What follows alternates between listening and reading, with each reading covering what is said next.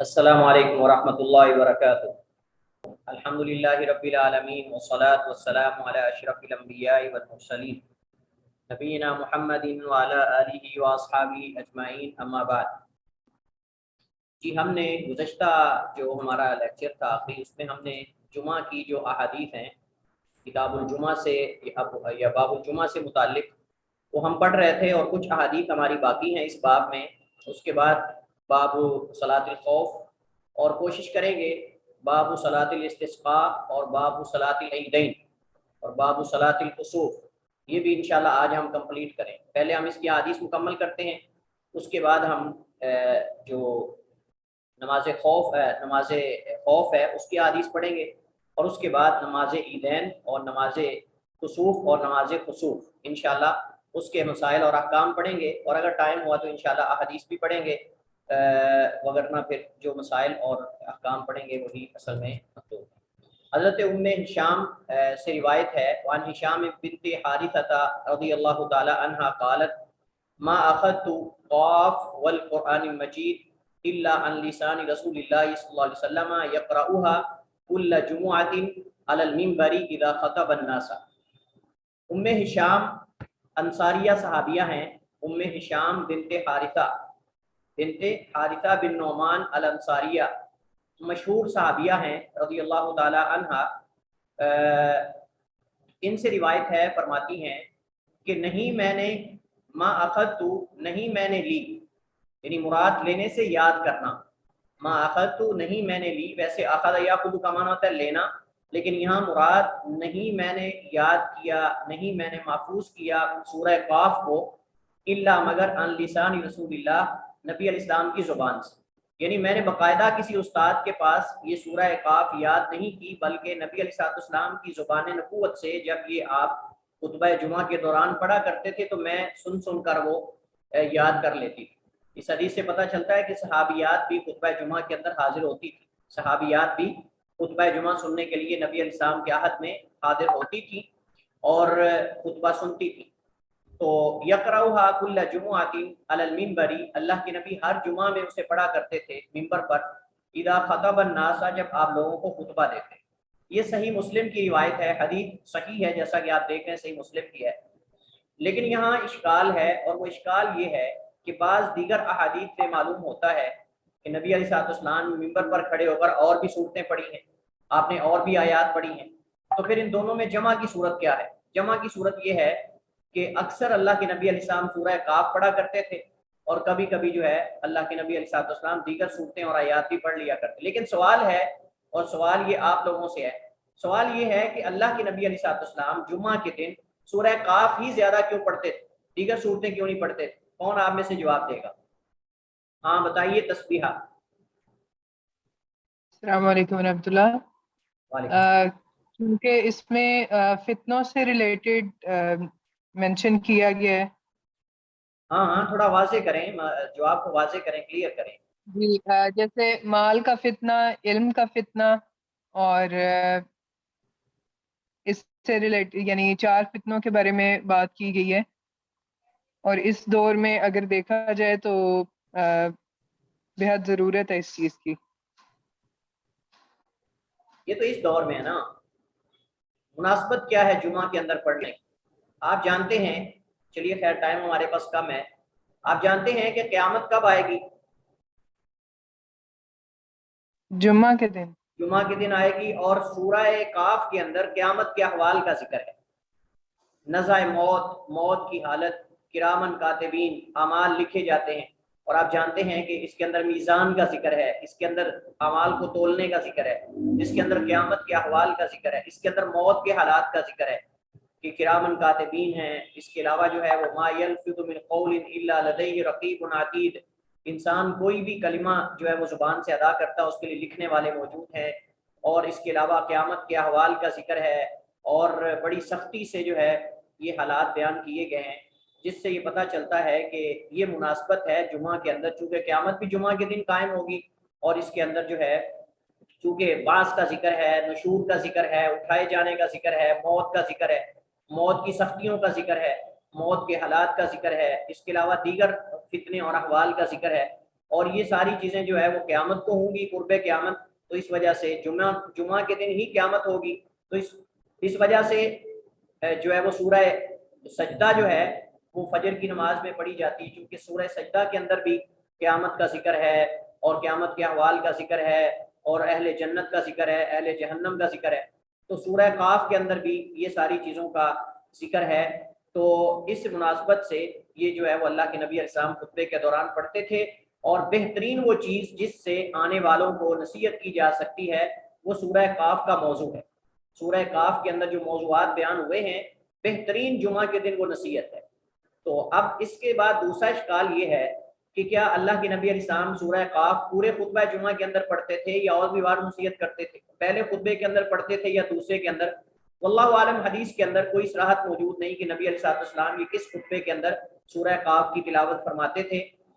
تو اس وجہ سے بعض علماء کرام فرماتے ہیں کہ اگر ایک خطبے کے اندر سورہ قاف پڑھ لی جائے اور دوسرے خطبے کے اندر، چونکہ دو خطبے ہوتے ہیں، تو دوسرے خطبے کے اندر جو ہے وہ اس کا اختصار کے ساتھ ترجمہ یا اس کی جو معانی ہیں، اس کے جو موضوعات ہیں ان کی طرف اشارہ کر دیا جائے کہ سورہ، جیسے آپ جانتے ہیں کہ علماء حضرات جو ہیں وہ رمضان کے آخر میں، تراویح کے آخر میں پورے پارے کا خلاصہ بیان کرتے ہیں، تو اسی طرح اگر سورہ قاف کا پڑھنے کے بعد خلاصہ بیان کر دیا جائے، یا پوری صورت نہیں تو اس کا کچھ حصہ یا کچھ ایک موضوع کو لے لیا جائے، دو موضوعات کو لے لیا جائے، تو یہ انشاءاللہ سنت پہ عمل بھی ہو جائے گا اور لوگوں کو واعظ و نصیحت بھی ہو جائے گی۔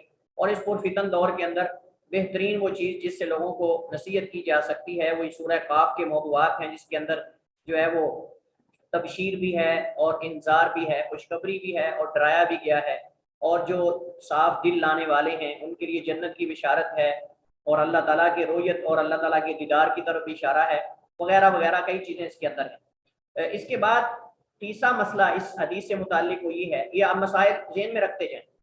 پہلا مسئلہ یہ ہے کہ یہ سورہ قاف جو ہے کیا ہر جمعے کے اندر پڑھی جاتی تھی؟ تو صحیح بات یہ ہے کہ غالباً اکثر اللہ کے نبی یہ پڑھتے تھے، لیکن ہر جمعے کے اندر نہیں۔ صحابیہ یہ بیان کرنے کا مقصد مبالغہ ہے، لیکن چونکہ بعض دیگر حدیث سے صحابہ کرام سے ملتا ہے کہ آپ نے اور بھی صورتیں اور آیات پڑھی ہیں۔ نمبر دو، کیا یہ پہلے خطبے میں تھی یا دوسرے خطبے میں؟ تو ہم نے کہا کہ اس کے بارے میں کوئی تعین نہیں ہے، لیکن بعض علماء نے یہ تحسین کی ہے، افضل قرار دیا ہے کہ پہلے خطبے میں سورہ قاف پڑھ لی جائے اور دوسرے خطبے میں اس کا اختصار کے ساتھ موضوع اور اس کے جو مسائل ہیں وہ بیان کرتی ہے۔ تیسرا مسئلہ ہمارے پاس جو اس حدیث سے متعلق ہے وہ یہ ہے کہ آیا سورہ قاف جو ہے یا قرآن کی کچھ آیات جمعے کے اندر پڑھنا واجب ہے یا نہیں؟ کیا جمعے کے اندر قرآن کی کچھ آیات کی تلاوت کرنا خطبہ جمعہ کے اندر واجب ہے کہ نہیں؟ بعض علماء نے اس حدیث کے ظاہر کو لیا ہے اور وہ کہتے ہیں کہ خطبہ جمعہ کے اندر قرآن کی کچھ آیات کا پڑھنا واجب، قرآن کریم کی کچھ قرات کرنا واجب ہے، انہوں نے اس حدیث سے استدلال کیا ہے۔ لیکن صحیح بات یہ ہے کہ اس کے بارے میں نبی علیہ السلام کا کوئی بھی ایسا حکم نہیں ہے، نہ قرآن میں نہ حدیث میں، کہ جس کے اندر یہ بتایا گیا ہو کہ خطبہ جمعہ کے اندر جو ہے قرآن کی تلاوت کرنا ضروری یا واجب ہے۔ البتہ افضل ہے کہ قرآن کریم کی آیات پڑھی جائیں، لیکن اگر کوئی قرآن کریم کی آیات نہیں پڑھتا اور اسی طرح خطبۃ الحاجہ پڑھ کے آگے لوگوں کو واعظ و نصیحت کر دیتا ہے تو انشاءاللہ اس میں کوئی حرج نہیں، لیکن افضل یہ ہے کہ قرآن کریم کی۔ تو میں نے بتایا کہ اس حدیث کی مناسبت سے بعض علماء تو کہتے ہیں کہ خطبہ جمعہ کے اندر قرآن کی کچھ آیات پڑھنا واجب ہے، لیکن بعض علماء کہتے ہیں واجب نہیں بلکہ مستحب ہیں، اور یہی راجح موقف ہے، اور یہی جو ہے وہ راجح موقف معلوم ہوتا ہے۔ اللہ عالم، چونکہ کوئی ایسا حکم ہمارے پاس وارد نہیں ہوا کہ جس کے اندر اللہ کے نبی نے باقاعدہ حکم دے کر فرمایا ہو کہ تم جو ہے خطبہ جمعہ کے اندر قرآن کی تلاوت کرو، تو قرآن کی تلاوت کرنا، قرآن کی کچھ آیات پڑھ کے ان کا ترجمہ، ان کی تفسیر کر دینا، یہ افضل ہے، بہتر ہے، لیکن واجب نہیں۔ اس کے بعد ہمارے پاس جو حدیث ہے عبداللہ ابن عباس حبر الامہ مفسر القرآن، اور نبی علیہ السلام کے یہ چچا زاد ہیں، عبداللہ ابن عباس فقیہ امت ہیں رضی اللہ تعالی عنہ۔ اکثر نبی علیہ السلام سے جو تفسیر ہم تک پہنچی ہے عبداللہ ابن عباس، ان کی تفسیر ان کا تعارف ہم تفصیل سے پڑھ چکے ہیں۔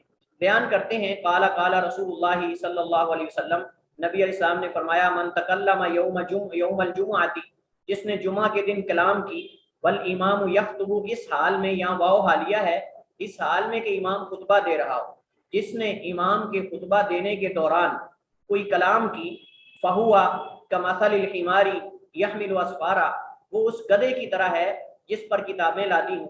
اسفار جو ہے یہ صفر کی جمع ہے، حمار یہ گدھے کو کہتے ہیں، اور یحمل حملہ یحمل جس کا معنی اٹھانا ہوتا ہے، اور اسفارا جو ہے یہ صفر سے ہے، اور صفر جو ہے یہ کتاب کو کہتے ہیں، اس کی جمع اسفار ہے، اور یہ قرآن کریم میں سورہ جمعہ کے اندر بھی یہ لفظ استعمال ہوا ہے۔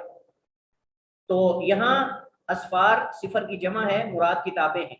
تو اس شخص کی مثال جو خطیب کے خطبہ دینے کے دوران کلام کرتا ہے اس گدھے کی ہے جس پر کتابیں لاتی ہوں، والذی یقول له انصت، اور جس نے کسی کو کہا کہ خاموش ہو جاؤ، لیست له جمعۃ، اس کا جمعہ ہی نہیں ہے، اس کا جمعہ ہی نہیں ہے۔ اس حدیث میں کلام ہے، اس حدیث میں مجالد بن سعید راوی ہیں، مجالد بن سعید الحمدانی، یہ ضعیف ہیں۔ البتہ بعض علماء نے، جیسا کہ حافظ ابن حجر نے، جیسا کہ نیچے آپ دیکھ رہے ہیں، رواہ احمد باسناد لا باس بہ، کہ اس حدیث کو امام احمد نے ایک ایسی سند کے ساتھ روایت کیا ہے کہ جس میں کوئی حرج نہیں، مطلب حسن درجے کی روایت، گویا کہ حافظ ابن حجر رحمہ اللہ تعالی تحسین کی طرف مائل ہو رہے ہیں۔ اور بھی بہت سارے علماء نے اس حدیث کی تحسین کی ہے، اس کو حسن قرار دیا ہے، جیسا کہ امام ابن عبد الہادی ہیں رحمہ اللہ تعالی، ابن عبد الہادی حنبلی کتاب المحرر کے اندر، اور بھی بعض علماء نے اس حدیث کی تحسین کی ہے۔ تو شواہد کی بنیاد پر، متابعات کی بنیاد پر حدیث حسن درجے کی ہے، لیکن سند اس کی ضعیف ہے، جیسا کہ میں نے ذکر کیا، مجالد راوی جو ہے اس میں ضعیف ہے۔ اس حدیث سے پتہ چلتا ہے کہ جو بندہ دوران خطبہ، امام خطبہ دے رہا ہو، کلام کرتا ہے، وہ گدھے کی طرح ہے جس پر کتابیں لاتی ہیں۔ سوال آپ لوگوں سے یہ ہے کہ یہاں ایسے شخص کو جو دوران خطبہ کلام کرے، اس کو گدھے کے ساتھ تشبیہ کیوں دی گئی ہے؟ بتائیے ذرا، جلدی سے، ٹائم ویسٹ نہیں کرنا، جلدی سے۔ یہاں خطیب کے خطبہ دینے کے دوران کلام کرنے والے کو گدھے کے ساتھ کیوں تشبیہ دی گئی ہے؟ اس گدھے کے ساتھ جس پر کتابیں لاتی ہیں۔ سر کیونکہ گدھے کی آواز سب سے ہاں، برا کہا گیا ہے، تو اسی وجہ سے شاید جو آواز اس نہیں کی آ رہی آپ آواز کی، آواز نہیں آ رہی۔ سر گدھا جو ہے وہ بیوقوفی کی علامت ہے، بیوقوف شخص کی، اور اس کے اوپر جو کتابیں لدی ہوئی ہیں اس کو کوئی فائدہ نہیں ہے اصل میں۔ تو پھر مناسبت کیا ہے؟ پھر یہی ہے کہ ایسا شخص جس کے پاس علم ہوتا ہے لیکن مطلب اس کے مطابق عمل نہ کرے، تو اس کے لیے مثال ہے۔ نہیں، اس مناسبت سے نہیں، آپ نے گدھے کی مثال تو ٹھیک دی ہے کہ کیا گدھے کے اوپر کتابیں لاتی ہوں فائدہ اٹھا سکتا اس سے؟ نہیں سر۔ جس گدھے پر کتابیں لاد دیں وہ عالم ہو جائے گا؟ نو سر۔ اسی طرح جو بندہ خطبے کے دوران گفتگو کرتا ہے وہ خطبے سے فائدہ اٹھا سکتا ہے؟ خطبے سے نہیں سر، نہیں اٹھا سکتا۔ خطبہ جمعہ میں آنے کا مقصد تو واعظ و نصیحت حاصل کرنا ہے نا، ایسے ہی ہے نا؟ جی سر۔ تو گویا کہ جس طرح گدھا کتابیں لادنے سے فائدہ نہیں اٹھا سکتا، ایسے ہی وہ شخص ہے جو امام کے خطبہ دینے کے دوران باتیں جاری رکھے، اپنی گپیں آنکھتا رہے، اپنے موبائل کے ساتھ لگا رہے یا کسی دوسرے کے ساتھ باتیں لگا رہے، گویا کہ یہ اس گدھے کی طرح ہے۔ خطبہ جمعہ واعظ و نصیحت کے لیے کتنے لوگوں کی زندگیاں بدل جاتی ہیں اگر حق ادا کیا جائے خطبہ جمعہ کا۔ تو یہ بندہ جو کلام کر رہا ہے، گفتگو کر رہا ہے، خطبہ سن ہی نہیں رہا، یہ اس گدھے کی طرح جس پر کتابیں لاتی، خطبے سے فائدہ نہیں اٹھا سکتا۔ کانوں میں آواز تو جاری ہے لیکن ایسی آواز ہے کہ اس سے فائدہ نہیں اٹھا سکتا، بالکل گدھے کی طرح۔ والذی یقول له انصت، اور وہ شخص جسے یہ کہتا ہے خاموش ہو جا، لیست له جمعۃ، اس کا جمعہ نہیں۔ مطلب جب کوئی آدمی کسی کو، آپ دیکھیں کہ کوئی اور کلام نہیں، امر بالمعروف والنہی عن المنکر کا فریضہ بہت بڑا فریضہ ہے، کسی کو برائی سے روکنا یہ بہت بڑا فریضہ ہے، لیکن خطبہ جمعہ کے دوران یہ کہنا بھی جائز نہیں کہ آپ خاموش ہو جاؤ۔ تو آپ اندازہ کریں کہ اور کلام کیسے جائز ہو سکتی ہے، جیسا کہ اگلی حدیث آ رہی ہے اس کی تائید میں، اور اگلی حدیث صحیح ہے۔ تو لہٰذا اس کا یہ ہرگز مطلب نہیں کہ اس کا جمعہ قبول ہی نہیں، اس کا جمعہ ناقص ہے، لیست لہ جمعۃ، یعنی اسے جمعہ کا مکمل اجر نہیں ملے گا۔ لیکن بعض صحابہ کرام نے اس بارے میں حدیث روایت کی ہے کہ نبی علیہ السلام نے فرمایا کہ اس کی ظہر کی نماز شمار ہوگی، وہ خطبہ جمعہ کے اجر سے محروم ہو جائے گا۔ آپ تصور کریں، بعض آثار میں آتا ہے کہ اس کی ظہر کی نماز قبول ہوگی، شمار ہوگی، اسے خطبہ جمعہ کی فضیلت کا اجر نہیں ملے گا، البتہ فرض ادا ہو جائے گا اس کی طرف سے۔ اور اس بارے میں ایک حدیث بھی وارد ہوئی ہے، اس بارے میں ایک حدیث بھی وارد ہوئی ہے، اگرچہ اس حدیث میں کلام ہے، لیکن اس بارے میں حدیث جو ہے وہ وارد ہوئی ہے، اس بارے میں حدیث جو ہے وہ وارد ہوئی ہے۔ اس کے بعد ہمارے پاس جو مسئلہ ہے وہ یہ ہے کہ کیا اس کے اندر ساری کلام شامل ہے، اور کیا جب امام دو خطبوں کے دوران بیٹھتا ہے تو کیا تب بھی انسان خاموش رہے گا؟ صحیح بات یہ ہے کہ صرف جب خطیب خطبہ دے رہا ہو، گفتگو کر رہا ہو، کلام کر رہا ہو، تب یہ منع ہے۔ اگر خطیب دو خطبوں کے درمیان بیٹھا ہوا ہے تو آپ بات کر سکتے ہیں۔ اسی طرح خطبہ جمعہ پر دیگر خطبوں کو قیاس کرنا صحیح نہیں، خطبہ جمعہ پر دیگر خطبوں کو قیاس کرنا صحیح نہیں۔ مثلا خطبہ عیدین کے اندر کوئی نہیں وارد نہیں ہوئی، خطبہ افضل ہے کہ خاموشی کے ساتھ سنا جائے۔ خطبہ صلاۃ الاستسقاء کے اندر جو خطبہ ہوتا ہے، نماز کسوف کے اندر جو خطبہ ہوتا ہے، ان کے لیے خاموشی کے ساتھ سننا واجب نہیں، فرض نہیں، البتہ افضل ہے کہ سنا جائے۔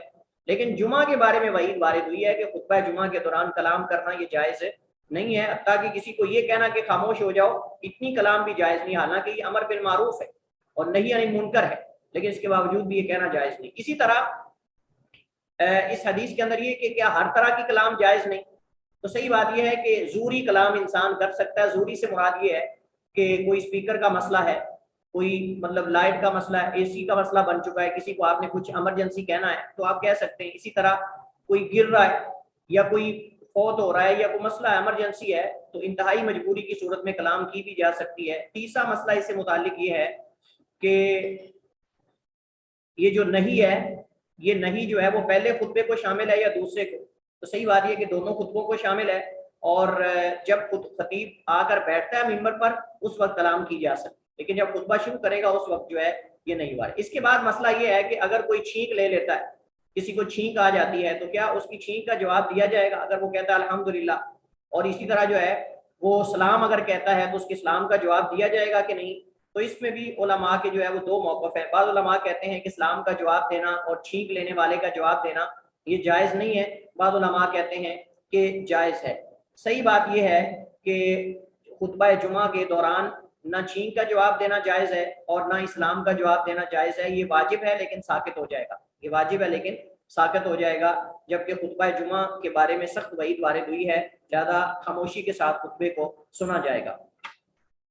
اس کے بعد ہمارے پاس تحیۃ المسجد کا مسئلہ ہے، یہ پہلے ہم حدیث پڑھ لیں۔ وہ یفسر حدیث ابی ہریرہ، کہتے ہیں عبداللہ ابن عباس کی حدیث حضرت ابو ہریرہ کی حدیث کی تفسیر کرتی ہے، وضاحت کرتی ہے، جو کہ صحیحین میں ہے، بخاری مسلم میں مرفوعاً اللہ کے نبی علیہ السلام سے، اذا قلت لصاحبک، جب آپ نے اپنے ساتھی کو کہا یعنی خطبے کے دوران، انصت، خاموش ہو جا، یوم الجمعہ، جمعہ کے دوران، والامام یخطب، اور اس حال میں کہ امام خطبہ دے رہا ہو، فقط لغوت، تو تو نے لغو بات کی۔ لغو کا معنی فضول، لغو بات کا معنی ہوتا ہے بیہودہ، فضول بات جس کا کوئی فائدہ نہیں، تو تو نے لغو بات کی یعنی بیہودہ بات کی، فضول بات کی۔ مطلب یہ ہے کہ اس سے تو نے اپنے جمعے کے اجر کو ضائع کر دیا، فقط لغوتا، اس سے تو نے اپنے جمعے کے اجر کو ضائع کر دیا، اس سے تو نے اپنے جمعے کے اجر کو ضائع کر دیا۔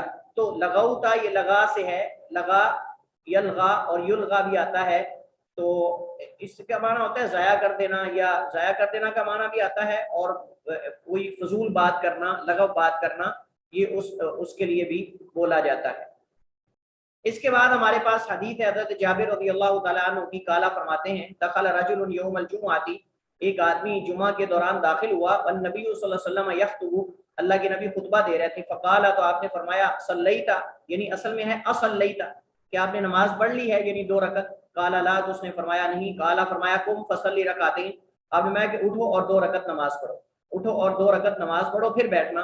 اس حدیث سے پتہ چلتا ہے، بعض علماء نے اس حدیث کے ظاہر سے استدلال کیا ہے کہ خطبہ جمعہ کے دوران اگر کوئی آئے 2 رکعت نماز پڑھے گا، اور یہ مسئلہ ہم پڑھ چکے ہیں، یہ مسئلہ ہم فقہی مسائل کے ضمن میں پڑھ چکے ہیں کہ اگر خطبہ جمعہ شروع ہونے سے پہلے آتا ہے تو پھر جتنی توفیق ہو اتنی وہ نوافل پڑھ سکتا ہے، 2 4 6، کم از کم 2 ہیں، اور اگر خطبے کے دوران آئے تو پھر 2 سے زیادہ پڑھنا جائز نہیں، 2 سے زیادہ پڑھنا جائز نہیں ہے، البتہ یہ ہے کہ 2 پڑھے گا لیکن جلدی سے پڑھے گا۔ اس حدیث سے استدلال کرتے ہوئے کہ یہاں اللہ کے نبی علیہ السلام نے خطبہ جمعہ کے اندر 2 رکعت پڑھ کر بیٹھنے کا حکم دیا، اجازت دی ہے، اس کے بغیر آپ صلی اللہ علیہ وسلم نے جو ہے وہ بیٹھنے کی اجازت نہیں دی، اللہ کے نبی علیہ السلام نے بیٹھنے کی اجازت نہیں دی۔ البتہ بعض علماء کرام فرماتے ہیں کہ ایک حدیث میں آتا ہے کہ نبی کریم علیہ السلام نے ایک بندے کو دیکھا جو لوگوں کی گردنیں پھلانگتا ہوا آ رہا تھا، اللہ کے نبی علیہ السلام نے ایک آدمی کو دیکھا جو لوگوں کی گردنیں پھلانگتا ہوا آ رہا تھا، یہ سنن نبی داؤد اور نسائی وغیرہ کی حدیث ہے، اس کی سند حسن درجے کی ہے کہ اللہ کے نبی نے ایک شخص کو دیکھا لوگوں کی گردنیں پھلانگتا ہوا آ رہا تھا،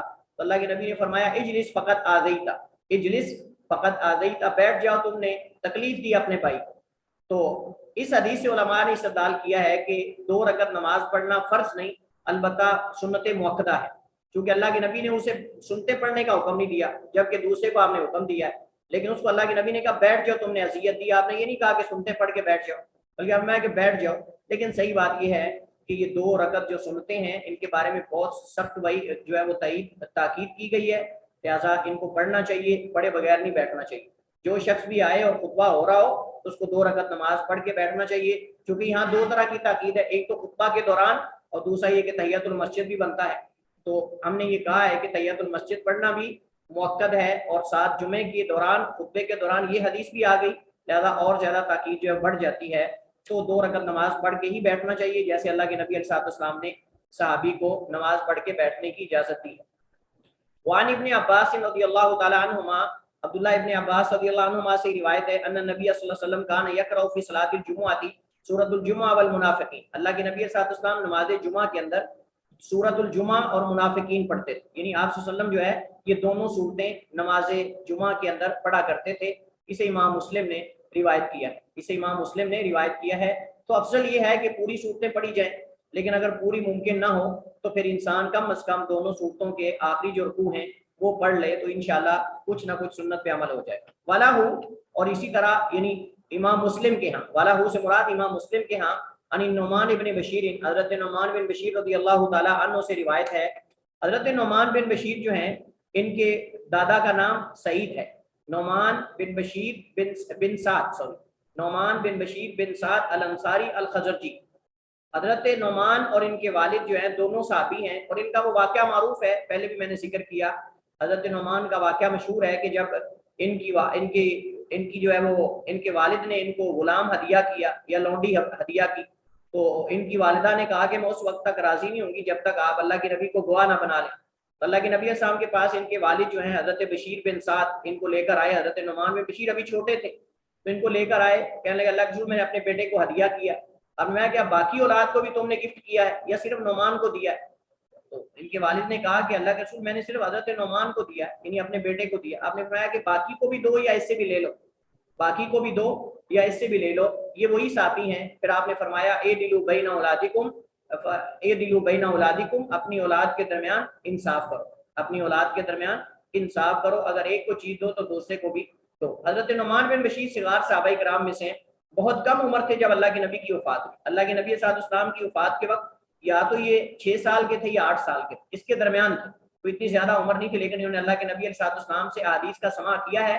اس وجہ سے علماء کرام فرماتے ہیں کہ حدیث کا سماع کرتے ہوئے عمر کی شرط نہیں، حدیث کا سماع کرتے ہوئے، حدیث سنتے ہوئے عمر کی شرط نہیں، صرف سمجھدار ہونا شرط ہے، لیکن حدیث کو بیان کرتے ہوئے بلوغت شرط ہے، یہ بات ذہن میں رہے۔ حدیث کو سنتے ہوئے سماع کرتے ہوئے بلوغت شرط نہیں بلکہ سمجھدار ہونا شرط ہے، جبکہ حدیث بیان کرتے ہوئے بالغ ہونا، مسلمان ہونا یہ ضروری ہے، اور اس پر ہم پہلے بھی شاید میرے خیال میں بات کر چکے ہیں۔ اس کے بعد حضرت زید بن ارقم رضی اللہ تعالیٰ عنہ روایت کرتے ہیں، فرماتے ہیں صلی النبی صلی اللہ علیہ وسلم العید، اللہ کے نبی نے عید کی نماز پڑھائی، ثم رخص فی الجمعۃ، پھر آپ نے رخصت دی جمعہ کے اندر، فقال، آپ نے فرمایا من شاء ان یصلی فلیصلی، من شاء ان یصلی فلیصلی، کہ جو چاہے وہ نماز پڑھے، من شاء جو چاہے یصلی نماز پڑھنا چاہے، فلیصلی تو وہ پڑھ لے، جو نماز پڑھنا چاہے وہ پڑھ لے۔ لیکن اس حدیث میں ایک راوی ہے جو کہ مجہول ہے، اس حدیث کی سند میں ایک راوی ہے جو کہ مجہول ہے، اور وہ راوی جو ہے ایاس ابن ابی رملہ ہے، ایاس حمزہ کے ساتھ، ایاس ابن ابی رملہ، یہ راوی جو ہے مجہول ہے، ان کا عثمان ابن المغیرہ سے سماع ثابت نہیں، ان سے عثمان بن مغیرہ کے علاوہ کوئی روایت نہیں کرتا۔ تو بہرحال حدیث جو ہے اس میں چونکہ ایک راوی مجہول ہے، اس وجہ سے باقی اس کے راوی سارے ثقہ ہیں، باقی اس کے راوی جو ہیں وہ سارے ثقہ ہیں۔ تو لیکن صحیح بات یہ ہے کہ حدیث جو ہے مطابعت اور شواہد کی بنیاد پہ انشاءاللہ حسن درجے کی روایت ہے، اس کے شواہد موجود ہیں اور مسئلہ ثابت ہے، اور مسئلہ یہ ہے کہ نبی علیہ السلام نے جو ہے عید والے دن جمعہ کی رخصت دی، عید والے دن اللہ کے نبی نے جمعہ پڑھنے کی رخصت دی ہے۔ فرماتے ہیں کہ صلی اللہ علیہ وسلم العید، اللہ کے نبی نے، یہ اصل میں مصنف نے اختصار کے ساتھ جو ہے حدیث بیان کی، وگرنہ صحیح حدیث میں کہ اللہ کے نبی نے عید کی نماز پڑھائی، اور آپ نے فرمایا کہ جمعہ کی نماز ہم تو پڑھیں گے، جو تم میں سے پڑھنا چاہے وہ پڑھ لے، یعنی باقیوں کو اختیار ہے لیکن ہم تو پڑھیں گے، یعنی میں تو خطبہ دوں گا جمعہ کا اور جمعہ پڑھاؤں گا، لیکن تم میں سے جو آنا چاہے وہ آ جائے اور جو نہ آنا چاہے وہ نہ آئے۔ تو حدیث یہ انشاءاللہ صحیح کم از کم حسن درجے کی حدیث ہے. مسئلہ ثابت ہے کہ اگر عید اور جمعہ اکٹھے ہو جائیں ایک دن میں تو عید پڑھی جائے گی, جمعہ کوئی پڑھے یا نہ پڑھے, لیکن زور کی نماز پڑھنا لازم. جو جمعہ نہیں پڑھے گا وہ زور کی نماز پڑھے گا, اور جو جمعہ پڑھ لے گا اس کو زور کی نماز پڑھنے کی ضرورت نہیں ہے. مسئلہ یہ ثابت ہے اور یہ آپ سارے لوگ جانتے ہیں انشاءاللہ.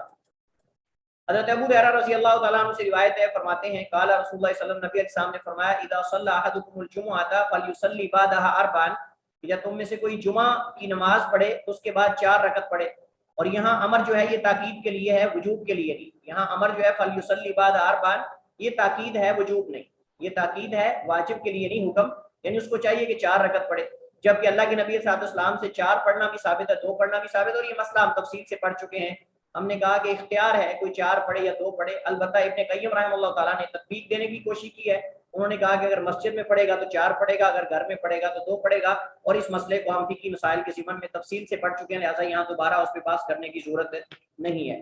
اس کے بعد حضرت صائب بن یزید بیان کرتے ہیں. صائب بن یزید جو ہے وہ ان کی کنیت ابو یزید ہے. ابو یزید صائب ابن یزید الکندی, اور ان کی ولادت جو ہے وہ 2 ہجری میں ہوئی. ان کی ولادت 2 ہجری میں ہوئی, اور جب اللہ کے نبی علیہ السلام کی وفات ہوئی تو تقریباً 8 سال کی عمر کے تھے. تقریباً یہ 8 سال کی عمر کے تھے.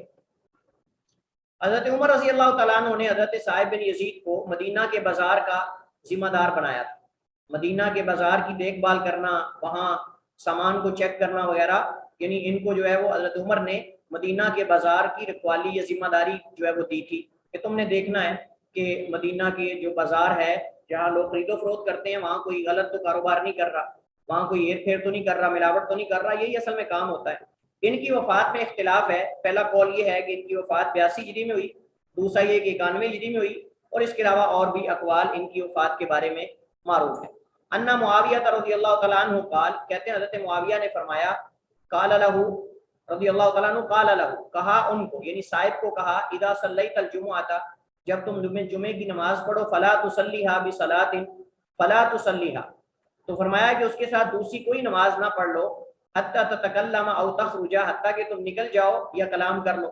یعنی جب جمعہ کی نماز پڑھو تو اس کے بعد متصل بات سنتے نہ پڑھو, اس کے متصل بات جو ہے وہ سنتے نہ پڑھو, بلکہ کسی سے کلام کر لو یا پھر نکل جاؤ اپنی جگہ سے, مطلب اپنی جگہ سے دوسری جگہ نکل جاؤ. فإن رسول اللہ صلی اللہ علیہ وسلم امرنا بذلک, جو کہ اللہ کے نبی نے ہمیں اس کا حکم دیا, چونکہ اللہ کے نبی علیہ السلام نے ہمیں اس کا حکم دیا ہے, اللہ نوصل صلاۃ بصلاۃ حتی نتکلم او نخرج, کہ ہم نہ ملائیں نماز کے ساتھ دوسری نماز کو حتیٰ کہ ہم کلام کر لیں یا ہم جو ہے وہ نکل جائیں, ہم کلام کر لیں یا ہم جو ہے وہ نکل جائیں.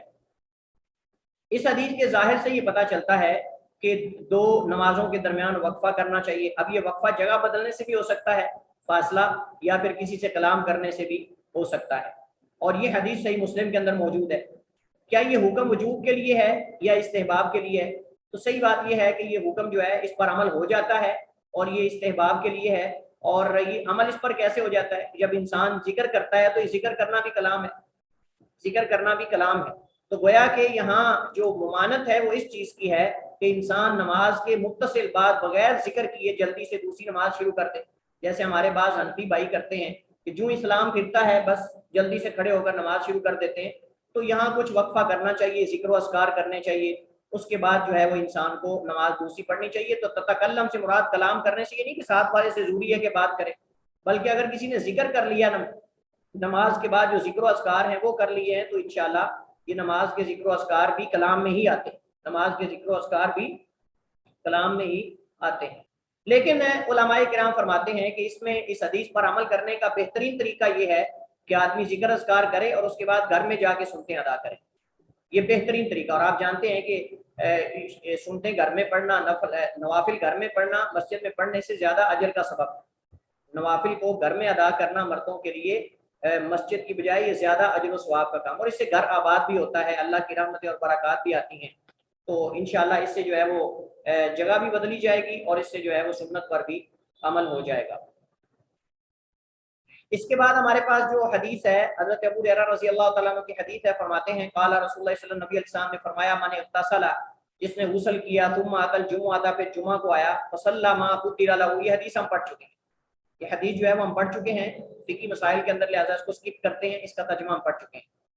وعنہ، اور اسی سے یعنی حضرت ابو ہریرہ رضی اللہ تعالیٰ عنہ سے روایت ہے، فرماتے ہیں ان رسول اللہ صلی اللہ علیہ وسلم، بے شک رسول اللہ صلی اللہ علیہ وسلم نے ذکر یوم الجمعہ، آپ نے جمعہ کا ذکر کیا، یعنی جمعہ کے احکام کا، جمعہ کی فضیلت کا، جمعہ کے مسائل کا۔ فقال فیہ، تو آپ نے اس میں فرمایا، فیہ ساعۃ، اس جمعہ میں ایک ایسی گھڑی ہے، فیہ ساعۃ، اس جمعہ میں ایک ایسی گھڑی ہے، لا یوافقها عبد مسلم، نہیں لا یوافقها، نہیں موافقت کرتا، لا یوافقها، نہیں موافقت کرتا، عبد کوئی بندہ، مسلم مسلمان، یعنی نہیں موافق ہو جاتا کوئی بندہ اس کی نماز اس گھڑی کے ساتھ، وہو قائم، اس حال میں کہ وہ نماز پڑھ رہا ہو، یصلی، قائم کھڑا ہو کر، یصلی نماز پڑھ رہا ہو، یسأل اللہ عز وجل، اللہ تعالیٰ سے سوال کرتا ہے، شیئن کسی چیز کا، الا مگر آتاہ اللہ، اللہ اس گھڑی میں اسے وہ عطا کر دیتا۔ یعنی اگر انسان جو ہے اس گھڑی کے اندر نماز پڑھ رہا ہے، ذکر کر رہا ہے، یہ لفظ عام ہے، اس کے اندر ذکر بھی شامل ہے، اس کے اندر نماز بھی ہے، ذکر بھی ہے۔ یہ گھڑی، اس کا مطلب یہ نہیں کہ جو غیر نماز کے اندر دعا کر رہا ہوتا ہے وہ اس گھڑی کی فضیلت کو نہیں پا سکتا، یہ تغلیباً ہے، یہ تغلیباً ہے۔ جی، تو میں یہ بات کر رہا تھا کہ یہاں وَهُوَ قَائِمٌ يُصَلِّي، وَهُوَ قَائِمٌ يُصَلِّي يَسْأَلُ اللَّهَ عَزَّ وَجَلَّ شَيْئًا، اس حدیث کو اگر ہم غور سے دیکھیں تو یہاں مطلب ہے کہ وہ کھڑا ہو کے نماز پڑھ رہا ہو، اللہ تعالیٰ سے سوال کرے کسی بھی چیز کا، مگر اللہ اسے دے دیتا ہے۔ تو جب کہ حدیث کے اندر آتا ہے کہ عصر کی نماز کے بعد نماز کوئی جائز نہیں، عصر کی نماز کے بعد کوئی نماز جائز نہیں، لیکن اس حدیث کے اندر ہے کہ وہ جمعہ کے بعد جو ہے وہ مطلب کہ گھڑی، اس گھڑی کے اندر اب اختلاف ہے اس گھڑی کے تعین کے اندر۔ تو بعض علماء کہتے ہیں کہ قائم سے مراد جو ہے قیام حقیقی نہیں، قائم سے مراد قیام حقیقی نہیں، بلکہ مراد اطاعت فرما برداری کے اندر لگے رہنا۔ قیام سے مراد یہاں، قائم سے مراد اطاعت و فرما برداری میں لگے رہنا اور اس پہ مواظبت اختیار کرنا، ہمیشگی اختیار کرنا۔ اور دوسرا یہ، یعنی انسان جمعے کے دن جو ہے وہ اطاعت و فرما برداری میں اگر لگا ہوا ہے، اس میں اگر اللہ تعالیٰ سے کوئی بھی چیز کا سوال کرتا ہے، اللہ تعالیٰ اسے عطا کرتا ہے۔ اور یہاں یصلی کا لفظ جو ہے یہ دعا کے لیے استعمال ہوا ہے۔ قائم کا معنی اطاعت میں، فرما برداری میں، یصلی دعا میں، وہ دعا کرتا ہے، اللہ تعالیٰ سے سوال کرتا ہے کسی چیز کا تو اللہ تعالیٰ اسے عطا کر دیتا ہے۔ تو بعض علماء کہتے ہیں یہاں یصلی بمعنی یدعو، چونکہ ہم نے پڑھا تھا کہ صلاح بمعنی دعا ہے، صلاح بمعنی دعا بھی آتا ہے۔ یا پھر یہ ہے کہ وہ نماز کے انتظار میں ہی بیٹھ کر اللہ تعالیٰ سے سوال کرتا ہے کسی چیز کا تو اللہ تعالیٰ اس کو جو ہے وہ عطا کر دیتا ہے۔ تو اس مسئلے میں اگرچہ جو ہے وہ اختلاف موجود ہے کہ یہاں نماز حقیقی مراد ہے یا مراد اس سے دعا ہے، تو دونوں طرح کے احتمالات جو ہیں وہ موجود ہیں۔ وَأَشَارَ بِيَدِهِ يُقَلِّلُهَا، اور اللہ کے نبی نے اپنے ہاتھ سے اشارہ کیا، آپ یقللها یعنی بہت تھوڑا، یعنی وقت جو ہے یہ بہت تھوڑا سا، آپ نے بہت کم کی طرف اشارہ کیا، یعنی یہ جمعہ کے دن وقت ہوتا ہے، گھڑی ہوتی ہے قبولیت کی جس میں اللہ تعالیٰ دعا کو قبول فرماتا ہے۔ وَأَشَارَ بِيَدِهِ يُقَلِّلُهَا، اللہ کے نبی نے اپنے ہاتھ سے اشارہ کیا اور آپ اس کی قلت کی طرف اشارہ کر رہے تھے، یعنی آپ فرما رہے تھے کہ یہ بہت تھوڑا وقت ہوتا ہے، بہت کم چھوٹی سی گھڑی ہوتی ہے جس کے اندر اللہ تعالیٰ جو ہے وہ دعا کو قبول کرتا ہے۔ متفق علیہ، یہ بخاری مسلم کی حدیث ہے۔ وفی روایت لمسلم، اور امام مسلم کی روایت میں ہے، وَهِيَ سَاعَةٌ خَفِيفَةٌ، اور یہ بہت تھوڑا سا وقت ہے۔ خفیف کا معنی بھی تھوڑا ہی ہے، خفیف سے مراد ہلکے کو کہتے ہیں، لیکن یہاں مراد تھوڑا ہی ہے، لیکن یہاں مراد جو ہے وہ تھوڑا ہی ہے۔ اب رہا مسئلہ اس میں کہ یہ کون سی، یہ گھڑی کس وقت میں ہے جس میں دعا قبول ہوتی ہے، تو بعض علماء کرام فرماتے ہیں کہ جب امام جو ہے اس کے جو ہے وہ خطبہ جمعہ کے لیے ممبر پر بیٹھنے سے لے کر، خطبہ جمعہ کے لیے ممبر پر بیٹھنے سے لے کر نماز پوری ہونے تک یہ گھڑی ہے۔ اور بعض علماء کرام فرماتے ہیں کہ اس سے مراد جو ہے وہ عصر کی نماز کے بعد ایک گھڑی ہے، عصر کی نماز کے بعد ایک گھڑی ہے، جیسا کہ عبداللہ ابن سلام کی حدیث اس کی تائید کرتی ہے۔ اس کے علاوہ اور بھی اقوال ہیں، اس کے علاوہ اور بھی اقوال ہیں۔ صحیح بات یہ ہے واللہ عالم، جسے علماء نے ترجیح دی ہے وہ یہ ہے کہ یہ گھڑی عصر کی نماز کے بعد ہے، یہ گھڑی عصر کی نماز کے بعد ہے۔ اور عصر کی نماز کے بعد کب ہے اس کے بارے میں آگے اختلاف، بعض کہتے ہیں کہ عصر کی نماز کے بعد سے لے کر مغرب تک ہے، بعض کہتے ہیں کہ عصر کی نماز کے بعد کسی بھی وقت کے اندر ہے، زیادہ انسان کو عصر کی نماز کے بعد مغرب تک دعا میں مشغول رہنا چاہیے، ذکر و اذکار کے اندر مشغول رہنا چاہیے، قرآن کی تلاوت کے اندر مشغول رہنا چاہیے۔ بعض علماء کہتے ہیں کہ عصر کی نماز کے بعد سورج غروب ہونے سے پہلے ہے، سورج غروب ہونے سے پہلے کچھ گھڑی ہے، البتہ اس میں اختلاف موجود ہے، اور صحیح بات یہ ہے کہ کوئی بھی واضح اس کے بارے میں دلیل موجود نہیں ہے۔ تو پھر جمع کی صورت تمام اقوال میں یہ ہے کہ عصر کی نماز کے بعد سے لے کر مغرب تک کے درمیان میں ہے، انسان کو یہ وقت جو ہے اس سے فائدہ اٹھانا چاہیے، اور اس میں ذکر و اذکار کرنے چاہیے، اور اس میں جو ہے وہ قرآن کی تلاوت کرنی چاہیے، اور اس وقت کو اللہ تعالیٰ کی اطاعت و فرما برداری میں گزارنا چاہیے۔ اور اس میں اصل میں حکمت یہ ہے اس گھڑی کو پوشیدہ رکھنے کی، اس گھڑی کو مخفی رکھنے کی حکمت یہ ہے کہ انسان اس جمعہ کے دن سے فائدہ اٹھائے، اور اس میں زیادہ سے زیادہ جو ہے وہ اللہ تعالیٰ کی عبادت کرے، اس میں زیادہ سے زیادہ اللہ تعالیٰ کی عبادت کرے، دعا کرے، اس میں کوشش کرے اور اللہ تعالیٰ کا ذکر کرے۔ وعن نبی بردہ رضی اللہ تعالیٰ عنہ عن ابی، ابو بردہ رضی اللہ تعالیٰ رحمہ اللہ تعالیٰ اپنے باپ ابو موسیٰ اشعری رضی اللہ تعالیٰ عنہ سے بیان کرتے ہیں۔ ابو بردہ حضرت ابو موسیٰ اشعری رضی اللہ تعالیٰ عنہ سے بیان کرتے ہیں، وہ بیان کرتے ہیں کہ قال سمعت رسول اللہ، حضرت ابو موسیٰ بیان کرتے ہیں کہ میں نے سنا رسول اللہ صلی اللہ علیہ وسلم سے، آپ صلی اللہ علیہ وسلم فرما رہے تھے، یقول فرما رہے تھے، ہی ما بین ان یجلس الامام الی ان تقضى الصلاۃ، یہ امام کے خطبے منبر پر بیٹھنے سے لے کر نماز مکمل ہونے تک ہے۔ اسے امام مسلم نے روایت کیا ہے۔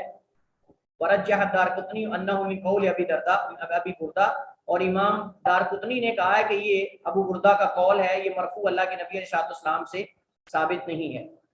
امام دارقطنی نے اس کے موقوف ہونے کو راجح قرار دیا ہے، امام دارقطنی نے اس حدیث کے موقوف ہونے کو راجح قرار دیا ہے، اور صحیح بات بھی یہی ہے کہ یہ حدیث جو ہے وہ موقوف ہے، ابو بردہ کا قول ہے، مرفوع اللہ کے نبی علیہ السلام سے ثابت نہیں ہے۔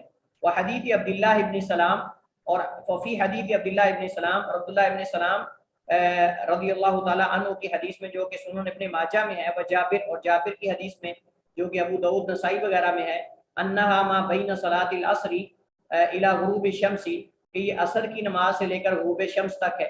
وقد اختلف فیها على اکثر من 40 قولا، حافظ ابن حجر کہتے ہیں کہ اس مسئلے میں تقریباً 40 سے زیادہ اقوال، وقد اختلف فیها، اور اس میں اختلاف کیا گیا ہے، على اکثر من 40 قولا، 40 اقوال سے زیادہ اقوال پر۔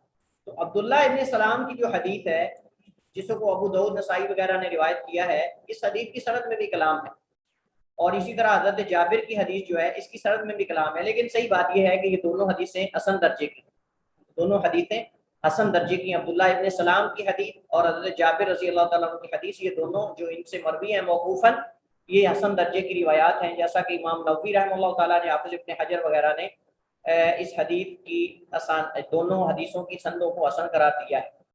حافظ ابن حجر کہتے ہیں کہ میں نے 40 سے زائد اقوال جو ہیں جن میں علماء نے اختلاف کیا ہے اس حدیث کے اس گھڑی کے بارے میں نے ان کو بخاری کی شرح میں یعنی فتح الباری میں ذکر کیا ہے۔ فتح الباری کے اندر آپ اگر ان اقوال کی طرف رجوع کرنا چاہتے ہیں تو لوٹ سکتے ہیں۔ تو صحیح بات یہ ہے کہ یہ گھڑی جو ہے یہ عصر کے بعد ہے، اور عصر سے لے کر مغرب کے درمیان میں کسی وقت کے اندر ہے، اور اس وقت کو انسان کو جو ہے وہ غنیمت۔ البتہ اگر انسان تمام اقوال پہ عمل کر لے، اور وہ کیا ہے کہ جب خطیب خطبہ دینے کے لیے بیٹھے، پہلا خطبہ دے کر دوسرے خطبے کے لیے بیٹھے درمیان میں، اس میں آپ دعا کر لیں، اس میں آپ جو ہے وہ دعا کر لیں، اور دوسرے خطبے کے آخر میں خطیب جب دعا کرتا ہے تو اس میں بھی آپ شریک ہو جائیں، تو انشاءاللہ اس طرح جو ہے وہ تمام اقوال کے اوپر عمل بھی ہو جائے گا، اور انشاءاللہ اس بات کی امید واثق ہے کہ آپ اس سے گھڑی کی فضیلت کو بھی پا لیں گے۔ وعن جابر، حضرت جابر رضی اللہ تعالیٰ عنہ سے روایت ہے، قال، انہوں نے کہا، مضت السنۃ ان فی کل 40 فصاعدا جمعۃ، کہتے ہیں کہ سنت یہ طریقہ جاری رہا ہے، مضت السنۃ، سنت گزر چکی یعنی یہ جاری ہے، ان فی کل 40 فصاعدا، کہ 40 یا اس سے کچھ زیادہ لوگوں پر جو ہے جمعہ ہے۔ رواہ الدارقطنی، سے امام دارقطنی نے روایت کیا ہے، لیکن اس کی سند ضعیف ہے، لیکن اس کی سند جو ہے وہ ضعیف ہے، کیونکہ اس میں عبدالعزیز بن عبد الرحمن القرشی راوی ہے، جو کہ اس میں کلام ہے، عبدالعزیز بن عبد الرحمن القرشی راوی جو ہے اس میں کلام ہے، لہذا حدیث جو ہے یہ صحیح نہیں ہے، ثابت نہیں ہے، ضعیف ہے۔ ہم نے یہ پڑھا تھا فقہی مسائل کے اندر کہ تعداد کے بارے میں جتنی بھی روایات ہیں ان سب میں کلام ہے، تعداد یعنی جمعے کے اندر کتنی تعداد ہونی چاہیے، کم از کم یا زیادہ سے زیادہ، اس کے بارے میں جتنی بھی احادیث وارد ہوئی ہیں اکثر میں کلام ہے۔ ان احادیث میں سے ایک یہ حدیث ہے کہ جس کے اندر یہ ہے کہ سنت یہ طریقہ جاری رہا ہے کہ ہر 40 لوگوں کے اندر جو ہے 40 یا 40 سے زائد جمعہ ہے، ان جمعہ ان پر فرض ہے، لیکن صحیح بات یہ ہے کہ اگر 40 سے کم ہو، ہم نے کہا کم از کم جس پر جماعت کا لفظ بولا جاتا ہے ان پر جمعہ پڑھنا جو ہے یہ ضروری ہے، ان پر جمعہ پڑھنا ضروری ہے۔ بعض علماء نے 3 کو ضروری کہا، بعد میں 2 کو، اس میں اختلاف موجود ہے، کم از کم جس پر جماعت کا اطلاق ہوتا ہے وہ جو ہے وہ اس میں شامل ہے۔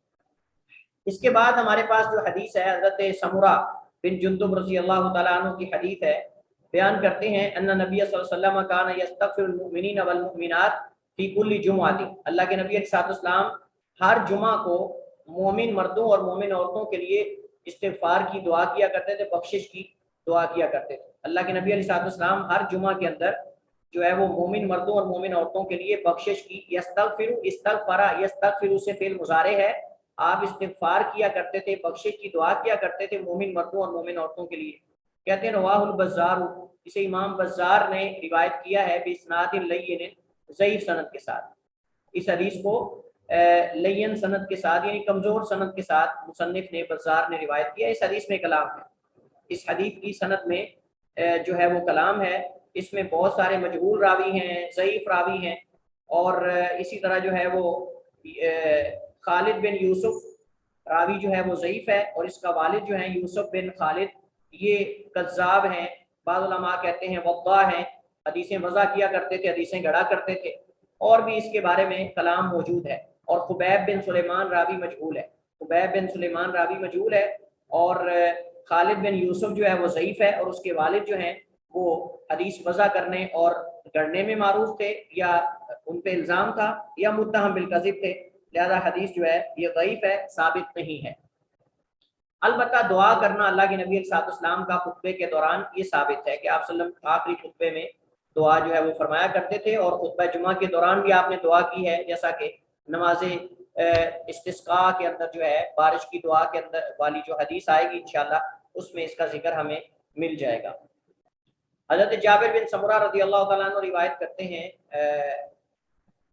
ان نبی صلی اللہ علیہ وسلم کان فی الخطبۃ یقرأ آیات القرآن، اللہ کے نبی السلام کانا کہ اللہ کے نبی السلام فی الخطبۃ خطبہ جمعہ کے اندر یقرأ آیات، آپ پڑھتے تھے آیات من القرآن، قرآن کی، یذکر الناس، لوگوں کو واعظ کیا کرتے تھے، لوگوں کو آپ صلی اللہ علیہ وسلم جو ہے وہ واعظ فرمایا کرتے تھے۔ اس حدیث کو امام ابو داؤد نے روایت کیا ہے، لیکن اس کی اصل صحیح مسلم میں ہے، لیکن اس کی اصل جو ہے وہ صحیح مسلم میں ہے۔ البتہ اس حدیث کی اصل جب صحیح مسلم میں ہے تو مسئلہ انشاءاللہ ثابت ہے، مسئلہ انشاءاللہ ثابت ہے کہ قرآن کی کچھ آیات پڑھ کر ان کا ترجمہ کر دیا جائے، ان کے مطابق جو ہے لوگوں کو واعظ و نصیحت کر دی جائے، اور یہی طریقہ ہوتا ہے کہ آپ کوئی قرآن کی آیات پڑھیں اور اس کی تفسیر اور احادیث اس سے متعلق ذکر کر دیں اور مسائل ذکر کر دیں، یہی اصل میں واعظ و نصیحت ہے۔ وعن طارق ابن شہاب روایت کرتے ہیں، طارق بن شہاب بن عبد الشمس الاحمسی البجلی، طارق بن شہاب بن عبد الشمس البجلی الاحمسی کوفی، انہوں نے جاہلیت کا زمانہ بھی پایا اور اسلام کا زمانہ بھی پایا، لیکن اللہ کے نبی علیہ السلام سے ملاقات اسلام لانے کے بعد اللہ کے نبی علیہ السلام سے انہوں نے حدیث کا سماع نہیں کیا۔ اللہ کے نبی علیہ السلام کو دیکھا ہے لیکن اللہ کے نبی علیہ السلام سے احادیث کا سماع نہیں کیا، اس وجہ سے علماء کرام فرماتے ہیں کہ ان کی حدیث جو ہے وہ مرسل صحابی کے حکم میں آئے گی۔ مرسل صحابی یعنی صحابہ کرام جو اللہ کے نبی علیہ السلام سے حدیث نہیں سنتے لیکن اللہ کے نبی علیہ السلام سے دیگر صحابہ سے سن کر بیان کرتے ہیں، تو یہ مراسیل صحابہ ہیں، اور مراسیل صحابہ جو ہے وہ حجت ہیں، مراسیل صحابہ جو حجت ہیں۔ حضرت ابو ہریرہ رضی اللہ تعالیٰ نے بہت ساری حدیث اللہ کے نبی سے ڈائریکٹ نہیں سنی، آپ نے دیگر صحابہ کے واسطے سے سنی، لیکن بیان اللہ کے نبی سے کرتے ہیں قال رسول اللہ کہہ کر۔ تو صحابہ کرام کے زمانے کے اندر چونکہ امانت داری، سچائی اور سچ غالب تھا، اس وجہ سے ان کو یہ بیان کرنے کی ضرورت نہیں تھی کہ مجھے فلاں صحابی نے بیان کیا یا فلاں نے بیان کیا، وہ اسی طرح اللہ کے نبی علیہ السلام کی طرف نسبت کر کے حدیث کو بیان کر دیتے تھے، تو یہ بھی اسی قبیل سے ہے، تو ان کی حدیث بھی اسی قبیل سے ہے۔ حضرت طارق بن شہاب جو ہیں ان کی وفات 82 ہجری میں ہوئی، تقریباً 82 میں 82 ہجری میں ان کی وفات ہوئی رضی اللہ تعالی عنہ۔ انہا صلی اللہ علیہ نبی صاحب نے فرمایا الجمعہ تو حق واجب علی کل مسلمین، کہ اللہ کے نبی نے فرمایا جمعہ جو ہے یہ حق اور واجب ہے علی کل مسلم، ہر مسلمان پر، فی جماعت، جماعت کے ساتھ، یعنی جمعہ کو با جماعت ادا کرنا ہر مسلمان پر فرض ہے، ہر مسلمان پر فرض ہے، الا اربعۃ، مگر 4، ममलूकुन गुलाम वमरातुन औरत वसबियुन बच्चा वसबियुन और बच्चा व मरीदुन और बीमार। और ये हम हदीस जो है जब हमने फिकी मसाइल पढ़े थे उसके अंदर हदीस हमने पढ़ी थी और मैंने आपको वहाँ बताया था कि हदीस ये सही है इंशाअल्लाह, हदीस जो है ये सही है या कम अज़ कम हसन दर्जे की हदीस है। और नमाज जुमा का हुक्म क्या है, कौन से लोगों पर जुमा फ़र्ज नहीं, कौन से लोगों पर फ़र्ज है, ये मसला हम तफसील से पढ़ चुके हैं फिकी मसाइल में, लिहाजा दोबारा उसको यहाँ दोहराने की ज़रूरत नहीं। अब्दुल्लाह इब्न उमर रज़ियल्लाहु अन्हुमा रिवायत करते हैं, फरमाते हैं काला काला रसूलुल्लाह, नबी साहब ने फरमाया लैसा अला मुसाफिरिन जुमुअतुन, के मुसाफिर पर जुमा नहीं, मुसाफिर पर जो है वो जुमा नहीं है। इस हदीस की सनद में कलाम है, इस हदीस की सनद में कलाम है, जैसा कि मुसन्निफ ने इसकी तरफ इशारा किया है। फरमाते हैं रवाहु तबरानी बिइस्नादिन दईफ, इसे तबरानी ने रिवायत किया है दईफ सनद के साथ, इसे तबरानी ने रिवायत किया है दईफ सनद के साथ। और इसके ज़ईफ होने की वजह अब्दुल्ला इब्न नाफे, अब्दुल्ला इब्न नाफे रावी जो है वो दईफ है। इमाम बुखारी, अबू हातिम राजी, इमाम इब्न हिब्बान रहमहुल्लाह ताला फरमाते हैं ये रावी मुनकरुल हदीस है, ये रावी मुनकरुल हदीस है। और मुनकरुल हदीस होना जो है ये जरा है, और उस रावी की हदीस सख्त दईफ होती है जिसके अंदर रावी मुनकरुल हदीस आ जाए या मतरूकुल हदीस आ जाए तो हदीस ये दईफ है, हदीस जो है ये दईफ है। इस हदीस के अंदर माना ये है कि मुसाफिर पर जुमा फ़र्ज नहीं, मुसाफिर पर जुमा जो है ये लाजिम और फ़र्ज नहीं है। तो सही बात ये है जैसा कि हमने पहले भी पढ़ा कि ये दीगर अहादीस से भी साबित होता है कि मुसाफिर पर जुमा फ़र्ज नहीं है, बल्कि वो ज़ोर की नमाज पढ़ेगा, बल्कि वो ज़ोर की नमाज पढ़ेगा, अगरचे इस मसले में इख्तिलाफ मौजूद है, क्योंकि जुमा के लिए इकामत शर्त है। और हमने पढ़ा था कि अल्लाह के नबी अलैहिस्सलाम ने सफ़र के दौरान किसी भी सफ़र में जुमा नहीं अदा किया। इससे ज़्यादा पुख्ता दलील इस हदीस में तो कलाम है, लेकिन इससे पुख्ता दलील ये है, जैसे हमने पढ़ा था फिकी मसाइल में, कि अल्लाह के नबी अलैहिस्सलाम ने अपने किसी भी सफ़र में खुतबा जुमा नहीं पढ़ा, हालांकि आपके साथ पूरी जमात होती थी सहाबाए किराम की, आप जोर की नमाज पढ़ते थे, खुतबा जुमा नबी अलैहिस्सलाम से सफ़र में किसी सफ़र में भी साबित नहीं। हालांकि आपने सफ़र किए, कई कई महीनों के आपने सफ़र किए, कई कई दिनों के आपने सफ़र किए, उसमें साथ जुमा भी आता था, लेकिन अल्लाह के नबी अलैहिस्सलाम से कहीं एक बार भी जुमा पढ़ना साबित नहीं। बाद उलमा ने इस पर इजमा नकल किया, वो कहते हैं कि इस पर इजमा है कि मुसाफिर जो है उस पर जुमा पढ़ना लाजिम और वाजिब नहीं है। हज़रत अब्दुल्लाह इब्न मसूद रज़ियल्लाहु अन्हु रिवायत करते हैं, फरमाते हैं कान रसूल सल्लल्लाहु अल्लाह के नबी अलैहिस्सलाम थे इदस्तवा अलल मिंबरी, जब आप मिंबर पर खड़े हो जाते, इस्तवा का माना सीधा खड़े हो जाना, अलल मिंबरी मिंबर पर, इस्तकबल ना हो बिवुजूहिना, हम अपने चेहरे से आप सल्लम का इस्तकबाल करते, यानी अपने चेहरे अल्लाह के नबी अलैहिस्सलाम की तरफ कर लेते, हम अपने चेहरों को अल्लाह के नबी अलैहिस्सलाम की तरफ मोड़ लेते, अपने चेहरों को नबी अलैहिस्सलाम की तरफ जो है मुतवज्जे होते खुतबा सुनने के लिए, खुतबा जुमा जो है उसको सुनने के लिए। इस हदीस में कलाम है, इस हदीस में कलाम है, जैसा कि मुसन्निफ ने कहा रवाहु तिरमिज़ी बिइस्नादिन दईफ, इसे इमाम तिरमिज़ी ने रिवायत किया है ज़ईफ सनद के साथ, इसे इमाम तिरमिज़ी ने ज़ईफ सनद के साथ रिवायत, वला शाहिद मिन हदीस बरा इंदा इब्न खुज़ैमा, और इस हदीस का शाहिद मौजूद है सही इब्न खुज़ैमा के अंदर, हज़रत बरा बिन आज़िब रज़ियल्लाहु ताला अन्हु के उनके वास्ते से ये जो है वो हदीस का शाहिद मौजूद है। लेकिन सही बात यह है कि सही इब्न खुज़ैमा में इसका शाहिद मौजूद नहीं है, जिसकी तरफ हाफिज़ इब्न हजर जिक्र करते हैं वो वल्लाहु आलम कौन से शाहिद की तरफ इशारा है। सही अल्फाज, सरी अल्फाज इस तरह के मौजूद नहीं है जो इसकी तईद करते हैं, सही और सरी अल्फाज इस तरह के मौजूद नहीं जो इसमें इसकी सराहत करते हो, तो ये हदीस जो है वो दईफ है, ये हदीस जो है वो दईफ है, जैसे मैंने जिक्र किया। इसमें मंसूर रावी है जो गैर मारूफ है, मंसूर रावी जो है वो मजहूल है और हदीस जो है वो दईफ है। वान हकम इब्न हज़न, हकम इब्न हज़न बयान करते हैं रज़ियल्लाहु ताला अन्हु, फरमाते हैं शहीदना जुमुअता मा नबी सल्लल्लाहु अलैहि वसल्लम फकाम मुतवक्किअन अला असा औ कौस, हम अल्लाह के नबी सल्लल्लाहु अलैहि वसल्लम के साथ खुतबा जुमा में हाजिर थे तो आपने लाठी या कमान का सहारा लेकर खड़े हुए, अल्लाह के नबी ने अपने हाथ के अंदर लाठी पकड़ी हुई थी या आप सल्लम ने कोई कमान पकड़ी हुई। इस हदीस को इमाम अबू दाऊद ने लिखा। हकीम बिन हज़न जो है, हकीम बिन हज़न ज़ा के सुकून के साथ, हकीम बिन हज़न ज़ा के सुकून के साथ हैं, और हकीम बिन हज़न जो है इनका कोई खास तारुफ कुतबे तारीख के अंदर मौजूद नहीं। हकीम बिन हज़न का तफसीली तारुफ जो है वो किताबों के अंदर नहीं मिला, सिर्फ इतना ही लिखा हुआ है हकीम बिन हज़न अल कुलफ़ी, हकीम बिन हज़न अल कुलफ़ी। कहते हैं ये तमीम के खानदान में से एक खानदान है, बनु तमीम में से एक खानदान है। بس اتنا ان کے بارے میں معلومات ملی ہیں، اللہ عالم۔ یہاں نیچے بھی انہوں نے ذکر کیا ہے، کہتے ہیں حکیم بن حزن، ان کا پورا نام حکیم بن حزن بن ابی وہب مخزومی ہے۔ ان کے اسلام کے بارے میں ایک قول یہ ہے کہ جنگ یمامہ میں انہوں نے اسلام قبول کیا۔ اس سے پہلے اختلاف موجود ہے ان کی حالات زندگی کے بارے میں، البتہ یہ ہے کہ یہ صحابہ میں علماء نے ان کو شمار کیا ہے۔ تو یہ بیان کرتے ہیں کہ اللہ کے نبی صلی اللہ علیہ وسلم، ہم جمعے میں ایک دفعہ حاضر ہوئے اللہ کے نبی کے ساتھ، تو اللہ کے نبی کو ہم نے دیکھا آپ کھڑے تھے متوکئا، ٹیک لگا کر، العصا کسی لاٹھی پر، یا پھر اللہ کے نبی صلی اللہ علیہ وسلم تیر کا جو کمان ہوتی ہے تیر چلانے والی، آپ اس پر جو ہے وہ سارا لے کر کھڑے ہوئے تھے۔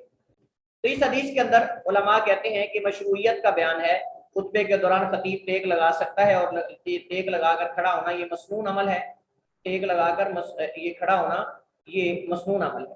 اور اس کی وجہ یہ ہے کہ علماء کرام فرماتے ہیں کہ اس سے جو ہے وہ انسان خطبے کے دوران ایکٹیو رہتا ہے، اس کے اندر ایک طرح کی نشاط رہتی ہے اور چستی رہتی ہے، جس سے وہ اچھے طریقے سے لوگوں کو واعظ اور نصیحت کر سکتا ہے، جس سے وہ لوگوں کو اچھے طریقے سے واعظ اور نصیحت جو ہے وہ کر سکتا ہے۔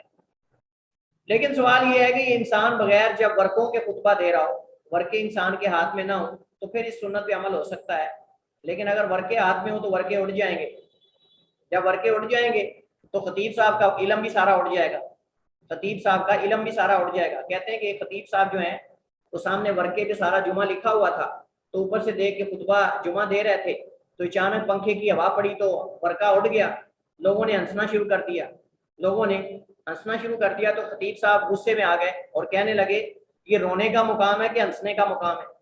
خطیب صاحب کہنے لگے یہ رونے کا مقام ہے کہ ہنسنے کا مقام ہے؟ خطیب صاحب کا ورقہ اڑ گیا اور ویسے آتا کچھ نہیں تھا، تو ورقہ ہی تو تھا سارا کچھ، اور ورقہ ہوا سے اڑ گیا۔ اب خطیب صاحب پریشان، خود اتر کے پکڑ نہیں سکتے، اور لوگوں کو پتا چل گیا کہ خطیب صاحب تو ورقے پہ ہی تیاری کر کے آتے ہیں، ورقے سے ہی پڑھتے ہیں۔ تو اب خطیب صاحب نے غصے میں کہا کہ یہ ہنسنے کا مقام ہے یا رونے کا مقام ہے؟ لوگوں نے اور ہنسنا شروع کر دیا۔ اس کے بعد ہمارے پاس باب صلاۃ الخوف ہے، اور ہم اس کے بارے میں طریقے پڑھ چکے ہیں اور احادیث بھی ہم پڑھ چکے ہیں۔ صالح بن خوات رحمہ اللہ تعالی روایت کرتے ہیں امن صلی اللہ علیہ نبی السلام کے ساتھ انہوں نے نماز پڑھی یوم ذات الرقاء، غزوہ ذات الرقاء میں، صلاۃ الخوف، نماز خوف۔ کہتے ہیں ان طائفتن صفت معه، ایک صف نے اللہ کے نبی کے ساتھ نماز، ایک جماعت نے اللہ کے نبی کے ساتھ صف بندی کی، وطائفتن وجاہ العدو، اور دوسری صف جو ہے وہ دشمن کے مد مقابل کی۔ فصلی بالذین معه رکعۃ، اللہ کے نبی نے اس جماعت کو ایک رکعت پڑھائی جو آپ کے ساتھ تھی۔ فصلی بالذین، ان لوگوں کو آپ نے نماز پڑھائی جو آپ کے ساتھ تھے۔ ثم ثبت قائما، پھر آپ دوسری رکعت کے لیے کھڑے رہے۔ واتموا لانفسہم، انہوں نے اپنی رکعت پوری کی، ان کی 2 ہو گئی، پھر یہ چلے گئے ان کی جگہ پر جو پہلے دشمن کے مد مقابل کھڑے تھے، پھر وہ ان کی جگہ پر آ گئے، اور اللہ کے نبی نے ان کو جو ہے وہ دوسری رکعت پڑھائی۔ واتموا لانفسہم، پھر اللہ کے نبی ثم انصرفوا فصفوا وجاه العدو، پھر یہ چلے گئے اور دشمن کے مد مقابل، اور جو وہاں کھڑے تھے وہ ان کی جگہ پر آ گئے۔ فصلی بہم رکعۃ، پھر اللہ کے نبی ان کو ایک رکعت نماز پڑھائی، التی بقیت، جو آپ کی رہتی، اللہ کے نبی کی ایک ہوئی تھی اور ایک رہتی تھی، آپ نے ان کو پڑھائی، آپ کی 2 ہو گئی اور ان کی 1 ہو گئی۔ ثم ثبت جالسا، پھر آپ بیٹھے رہے، شہود میں بیٹھے رہے۔ واتموا لانفسہم، انہوں نے اپنی پوری کی۔ ثم سلم بہم، پھر آپ نے ان کے ساتھ اکٹھے سلام پھیرا۔ تو نبی علیہ السلام نے دوسری جو جماعت بعد میں آئی تھی، جو دشمن کے سامنے پہلے کھڑے تھے، آپ نے ان کے ساتھ اکٹھا سلام پھیرا، لیکن تشہد آپ نے لمبا کر دیا تاکہ وہ اپنی رکعت جو ہے وہ پوری کر لیں جو ایک رہتی تھی۔ تو اس طرح کر کے دونوں کی 2 رکعتیں ہو جائیں گی اور امام کی بھی 2 رکعتیں ہو جائیں گی۔ حدیث یہ صحیح ہے انشاءاللہ، بخاری مسلم میں متفق علیہ حدیث ہے۔ یہ طریقہ ہم پڑھ چکے ہیں۔ عبداللہ ابن عمر رضی اللہ تعالیٰ عنہ سے روایت ہے، فرماتے ہیں غزوت مع رسول اللہ صلی اللہ علیہ وسلم قبل نجد، ہم نے نبی السلام کے ساتھ نجد کے علاقے میں غزوہ کیا، فوازینا العدو، تو ہم دشمن کے مد مقابل صف بنا کے کھڑے تھے، فصاففناہم، تو ہم نے ان کے سامنے صفیں بنائی، فقام رسول اللہ کے نبی صلی اللہ علیہ وسلم کھڑے ہوئے، فصلی بنا، آپ نے ہمیں نماز پڑھائی، فقام طائفۃ معه، ایک جماعت آپ کے ساتھ کھڑی ہوگی، واقبل طائفۃ علی العدو، اور ایک جماعت دشمن کے سامنے آ گئی، ورکع بمن معه، آپ نے رکوع کیا ان کے ساتھ جو آپ کے ساتھ تھے، وسجد سجدتین، 2 سجدے کیے، ثم انصرفوا، پھر وہ چلے گئے، مکان طائفۃ التی، اس جماعت کی جگہ پر جو دشمن کے سامنے لم تصلی، جنہوں نے نماز نہیں پڑھی، فجاؤ، وہ آ گئے، فرکع بہم رکعۃ، آپ نے ان کے ساتھ ایک رکعت پڑھی، وسجد سجدتین، 2 سجدے کیے، ثم سلم، پھر آپ نے سلام پھیر دیا، फ़क़ाम कुल्लु वाहिद मिनहुम, उनमें से हर एक खड़ा हुआ, फ़रका अली नफ्सी रकातन, उन्होंने अपने लिए एक रकत पढ़ी, व सजदा सजदतैन, दो सजदे किए, मुत्तफ़क़ुन अलैह, ये भी बुखारी मुस्लिम की हदीस है। तो इसमें अल्लाह के नबी ने उनको एक रकत पढ़ाई और दूसरी रकत उन्होंने अपनी पूरी की, लेकिन बाद हदीस में एक रकत पढ़ने का जिक्र है, दूसरी रकत पूरी करने का जिक्र नहीं है। हज़रत जाबिर की हदीस जो है ये हम पढ़ चुके हैं कि दुश्मन ने कहा कि जो है वो इनकी एक ऐसी नमाज आने वाली है कि जिसके अंदर जो है वो ये नमाज में मशगूल हो जाएंगे और हम इन पर हमला कर देंगे। तो उसके अंदर हम पढ़ चुके कि अल्लाह के नबी ने कैसे नमाज पढ़ाई, ये हम फिकी मसाइल में पढ़ चुके हैं हज़रत जाबिर की हदीस।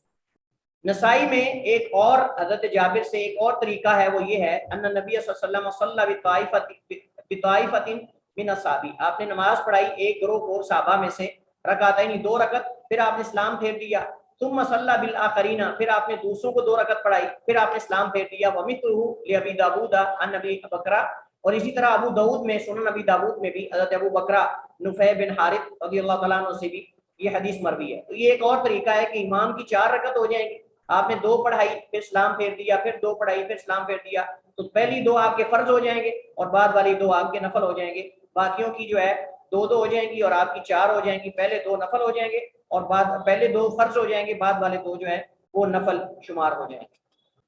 वान हुज़ैफा, हज़रत हुज़ैफा रज़ियल्लाहु तआला अन्हु से रिवायत है, फरमाते हैं अन्न नबी सल्लल्लाहु अलैहि वसल्लम सलातल खौफ, अल्लाह के नबी ने नमाज पढ़ाई, नमाज खौफ, बिहाउलाई रकातन व हाउलाई रकातन, इनको एक रकत और इनको एक रकत, यानी एक जमात को एक रकत पढ़ाई, वो चले गए, फिर दूसरी को एक रकत पढ़ाई, तो अब दोनों की एक एक रकत है, लेकिन अल्लाह के नबी सल्लल्लाहु अलैहि वसल्लम की 2 रकतें, वलम यक़दू, लेकिन उन्होंने कज़ा नहीं की। हदीस सही है इंशाअल्लाह, हदीस जो है वो सही है कि एक एक रकत भी नमाज खौफ के अंदर पढ़ी जा सकती है, जैसे मैंने पहले जिक्र किया है, इस बात की तरफ इशारा किया था, और हदीस इंशाअल्लाह सही है। आगे कहते हैं हज़रत अब्दुल्लाह इब्न उमर रज़ियल्लाहु अन्हुमा से रिवायत है, फरमाते हैं काला काला रसूलुल्लाह, नबी साहब ने फरमाया सलातुल खौफ रकातुन अला अय्यि वजहिन काना, नमाज खौफ एक रकत है, अला अय्यि वजहिन काना, वो जिस अंदाज में भी पढ़ ली जाए, जिस तरह भी अदा कर ली जाए। नमाज खौफ जो है वो एक रकत है, वो जिस तरह भी पढ़ ली जाए, वो जिस तरह भी पढ़ ली जाए।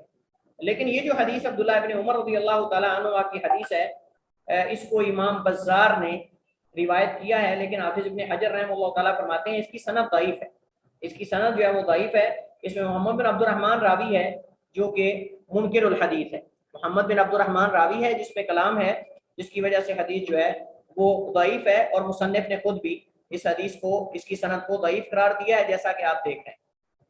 लेकिन सही बात यह कि मसला साबित है, सही बात यह है कि मसला साबित है, और वो ये है कि जो है वो एक रकत नमाज भी सलातुल खौफ के अंदर पढ़ी जा सकती है, जैसा कि हम पिछली बाज़ हदीस के अंदर पढ़ चुके हैं।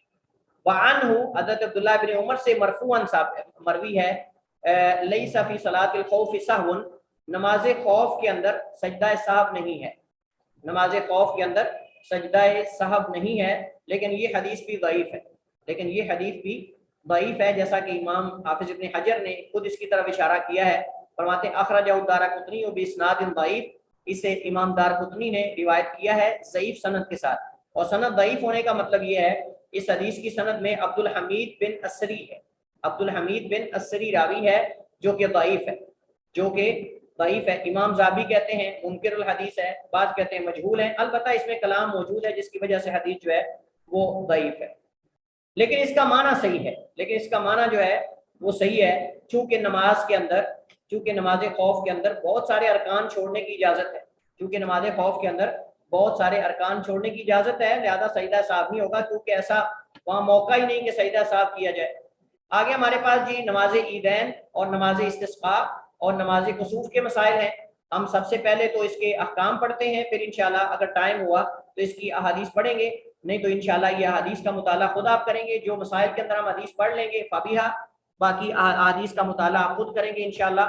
हम असल मकसूद ये कि हम जो है वो मसाइल और अहकाम पढ़ते हैं। चलिए जी, हमारे पास जो मसाइल हैं, मुसन्निफ कहते हैं बाबू सलातिल ईदैन, नमाज ईदैन की नमाज के अहकाम, व सलातिल कुसूफी, नमाज कुसूफ के अहकाम और मसाइल, व सलातिल इस्तिस्का, और नमाज इस्तिस्का के अहकाम और मसाइल। बिइज़्निल्लाह ताला हम कोशिश करेंगे कि तीनों मसाइल को मुकम्मल करें, इसके साथ ही इंशाल्लाह हमारे नमाज के जितने मसाइल हैं वो क्लियर हो जाएंगे, اور انشاءاللہ ہم اگلے سیمیسٹر میں لباس کے احکام اور مسائل، لباس پہننے کے جو احکام اور مسائل اور آداب ہیں انشاءاللہ وہاں سے ہم آغاز کریں گے. اور انشاءاللہ باذن اللہ امید ہے کہ انشاءاللہ ہم یہ بلوغ المرام کے جو مسائل اور احکام ہیں انشاءاللہ ان سے ہم مرور کریں گے اور انشاءاللہ ہم ان کو پڑھیں گے، تاکہ آپ لوگوں کی حسرت نہ رہے کہ ہم نے مسائل نہیں پڑھے یا ہم بہت سارے مسائل ہم سے رہ گئے. انشاءاللہ کوشش کریں گے کہ ہم تمام مسائل سے ایک دفعہ جو ہے وہ گزر کریں.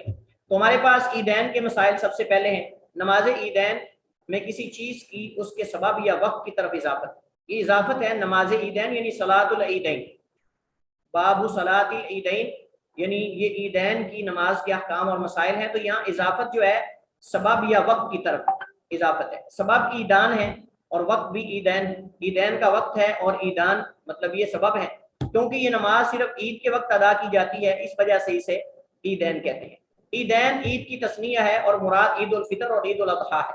ان دونوں میں سے ہر ایک کے منانے کی شرعی وجہ ہے. مثلا عید الفطر کے وقت خوشی منانے کی وجہ مسلمانوں کا رمضان کے روزوں اور نیکیوں بڑے سیزن سے فیضیاب ہونا، اور عید الاضحیٰ کے وقت خوشی منانے کی وجہ دنوں میں سے افضل ترین دنوں عشرہ ذی الحجہ کا اختتام ہے، جن کے بارے میں رسول اللہ صلی اللہ علیہ وسلم نے فرمایا ان دنوں کے عمل میں سے زیادہ کسی دن کے عمل کی اتنی فضیلت نہیں. لوگوں نے پوچھا اللہ کے رسول جہاد کی بھی اتنی فضیلت نہیں؟ آپ نے فرمایا ہاں، جہاد بھی نہیں اس کا مقابلہ کر سکتا سوائے اس شخص کے جو اپنی جان اور مال خطرے میں ڈال کر نکلا اور واپس آیا تو ساتھ کچھ بھی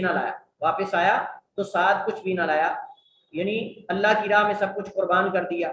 ایک تیسری عید بھی ہے جسے ہفتہ کے اختتام یعنی جو ہفتہ کے اختتام میں آتی ہے اور وہ جمعہ کی ہے. اسلام میں ان تینوں عیدوں کے علاوہ کوئی اور عید نہیں، باوجود اس کے کہ تاریخ اسلامی میں بہت بڑے بڑے واقعات پیش آئے، جیسا کہ غزوہ بدر ہے، فتح مکہ ہے، غزوہ حنین ہے، قادسیہ کی جنگ ہے، یرموک کی جنگ ہے، بڑی بڑی جنگیں ہوئیں، لیکن صحابہ کرام نے ان واقعات کو یوم عید نہیں بنایا، یوم جشن نہیں منایا، بلکہ جو عیدیں ثابت ہیں ان کو ہی عیدیں بنایا ہے. ایسے نہیں جشن میلاد النبی، جشن فلاں ایسے کر کے جشن نہیں منائے، بلکہ جو عیدیں شریعت میں ثابت ہیں ان کو ہی عیدیں بنایا ہے، اس کے علاوہ کسی اور دن کو عید نہیں بنایا. اگر ہم بڑے بڑے جو حادثات ہوئے ہیں، بڑے بڑے جو واقعات ہوئے ہیں، اگر ہم ان دنوں کو یوم عید بنا لیں، اگر ہم ان دنوں کو جشن کا دن بنا لیں، تو اس طرح تو کوئی دن بھی نہیں بچتا. اس طرح تو سال کے سارے دنوں میں کوئی نہ کوئی واقعہ پیش آیا، تو پھر کیا ہم پورا سال ہی جشن مناتے رہیں گے؟ اور عید کے اجتماع کو عید اس کے لوٹ کر آنے کی وجہ سے کہتے ہیں بار بار آنا، اس وجہ سے اسے عید کہا جاتا ہے. عید الفطر کے احکام و مسائل میں سب سے پہلے عید الفطر کا وقت ہے. چلیے جی تھوڑا ہم سپیڈ سے پڑھیں گے تاکہ ہمارے یہ سارے مسائل انشاءاللہ حل ہو جائیں. عید الفطر کا وقت جو ہے وہ شوال کا پہلا دن ہے اور اس پر پوری امت کا اجماع ہے، جیسا کہ ابن حزم رحمہ اللہ تعالیٰ نے نقل کیا. عید الفطر کے دن روزہ رکھنے کا کیا حکم ہے؟ یعنی عید الفطر کا وقت سے مراد کس دن عید الفطر منائی جائے؟ تو عید الفطر شوال کے پہلے دن. عید الفطر کے دن روزہ رکھنے کا حکم. عید الفطر اور عید الاضحیٰ کے دن روزہ رکھنا بالاجماع حرام ہے، جیسا کہ امام ابن حزم اور ابن قدامہ اور نووی نے نقل کیا.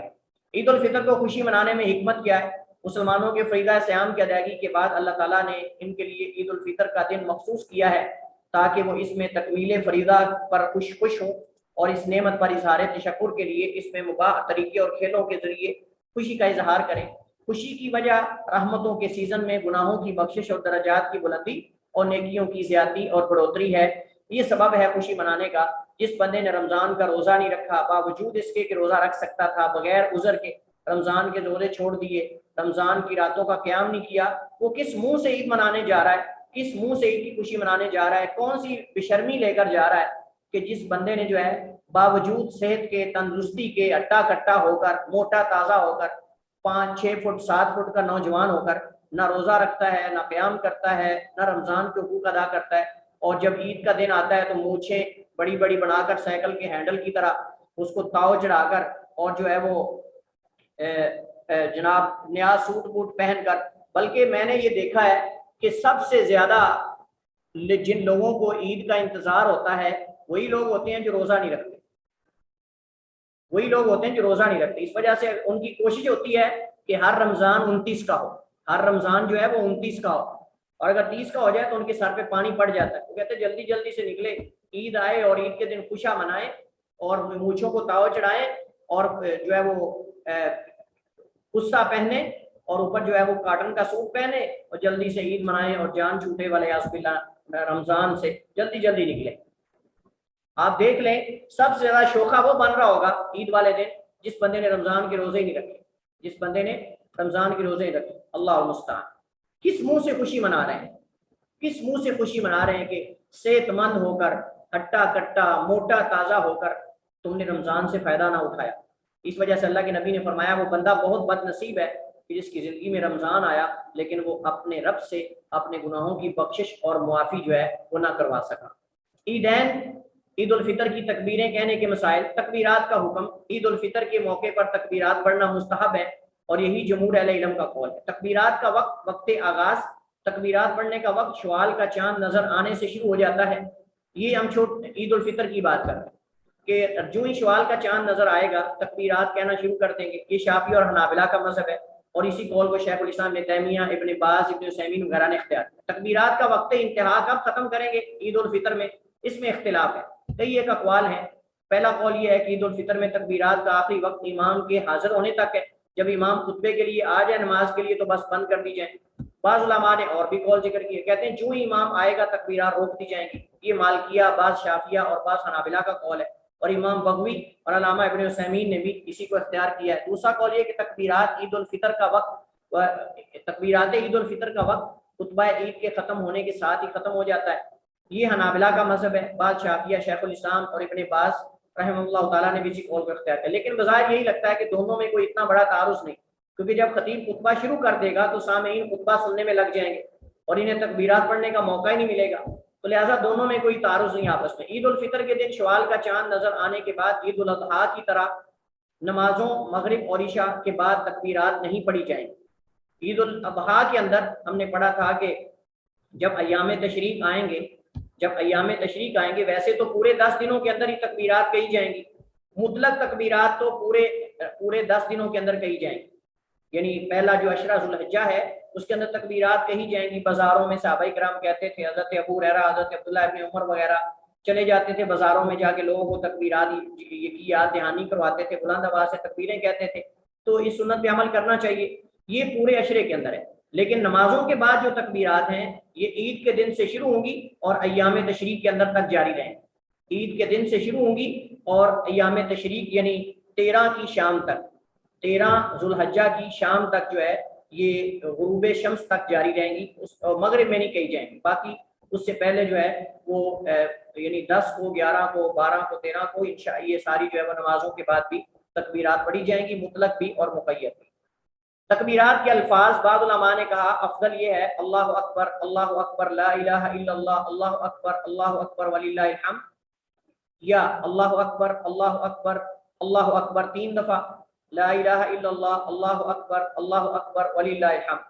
لیکن اللہ اکبر کبیرہ والحمدللہ کثیرہ وسبحان اللہ بکرۃ واصیلہ بھی پڑھنا مشروع اور سنت ہے.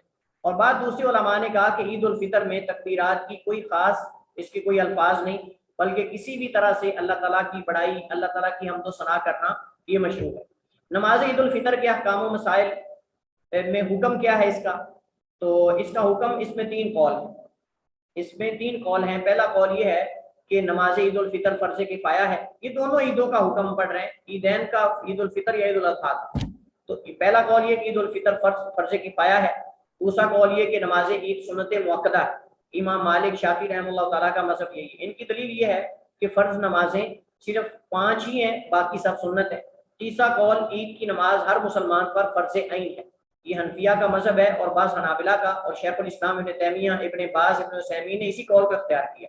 ان کی دلیل یہ ہے حضرت ام عطیہ انصاریہ رضی اللہ تعالیٰ عنہ روایت فرماتی ہیں امرنا ان نخرج, ہمیں حکم دیا گیا کہ ہم نکلیں, فنخرج الحیض والعواتق, بس ہم نکالیں حیض والیوں کو, والعواتق وذوات الخدور, اور اسی طرح ان عورتوں کو ہم نکالیں کہ جو دوشیزائیں ہیں, حیض والی اور دوشیزائیں, اور اس کے بعد جو ہے وذوات الخدور, اور اسی طرح جو بالغ عورتیں ہیں, اور اسی طرح جو پردے والی عورتیں ہیں ان کو بھی ہم نکالیں. فَأَمَّا الْحُيَّضُ, بس رہی حیض والیاں فیشہدن جماعت المسلمین مسلمانوں کے اجتماع میں تو حاضر ہوں گی، ودعوتہم اور ان کی دعا میں، ویعتزلن مصلاہم لیکن ان کی نماز کی جگہ سے الگ رہیں گی اور یہ ہم کتاب الطہارہ میں پڑھ چکے ہیں کہ اس حدیث سے علماء نے استدلال کیا ہے کہ مسجد کے اندر عورت نہیں جا سکتی، مسجد کے اندر نماز کی جگہ پر عورت نہیں جا سکتی، البتہ باہر جو ہے وہ صحن وغیرہ کے اندر یا باہر جہاں اجتماع اس کے باہر والی جگہ پر جو ہے بیٹھ سکتی۔ تو اس سے محل شاہد یہ ہے کہ اللہ کے نبی نے جب حیض والی عورتوں کو بھی نماز عید کے اندر جو ہے دعا میں شریک ہونے کے لیے حاضر ہونے کا حکم دیا ہے، تو پھر جو صحت مند دیگر لوگ ہیں ان پر تو نماز عید جو ہے وہ فرض ہونی چاہیے۔ یہ اصل میں محل شاہد ہے۔ نماز عید کا وقت کیا ہے؟ نماز عید کا وقت ابتدائے طلوع شمس کے 15 منٹ کے بعد سے لے کر زوال تک، یعنی سورج طلوع ہونے کے 15 منٹ بعد سے لے کر زوال تک یہ نماز عید کا وقت ہے۔ اس میں کسی وقت میں بھی ادا کی جا سکتی ہے، البتہ علماء کرام فرماتے ہیں کہ نماز عید الاضحیٰ جو ہے اس کو جلدی پڑھنا چاہیے، چونکہ لوگوں نے قربانیاں وغیرہ بھی کرنی ہوتی ہیں۔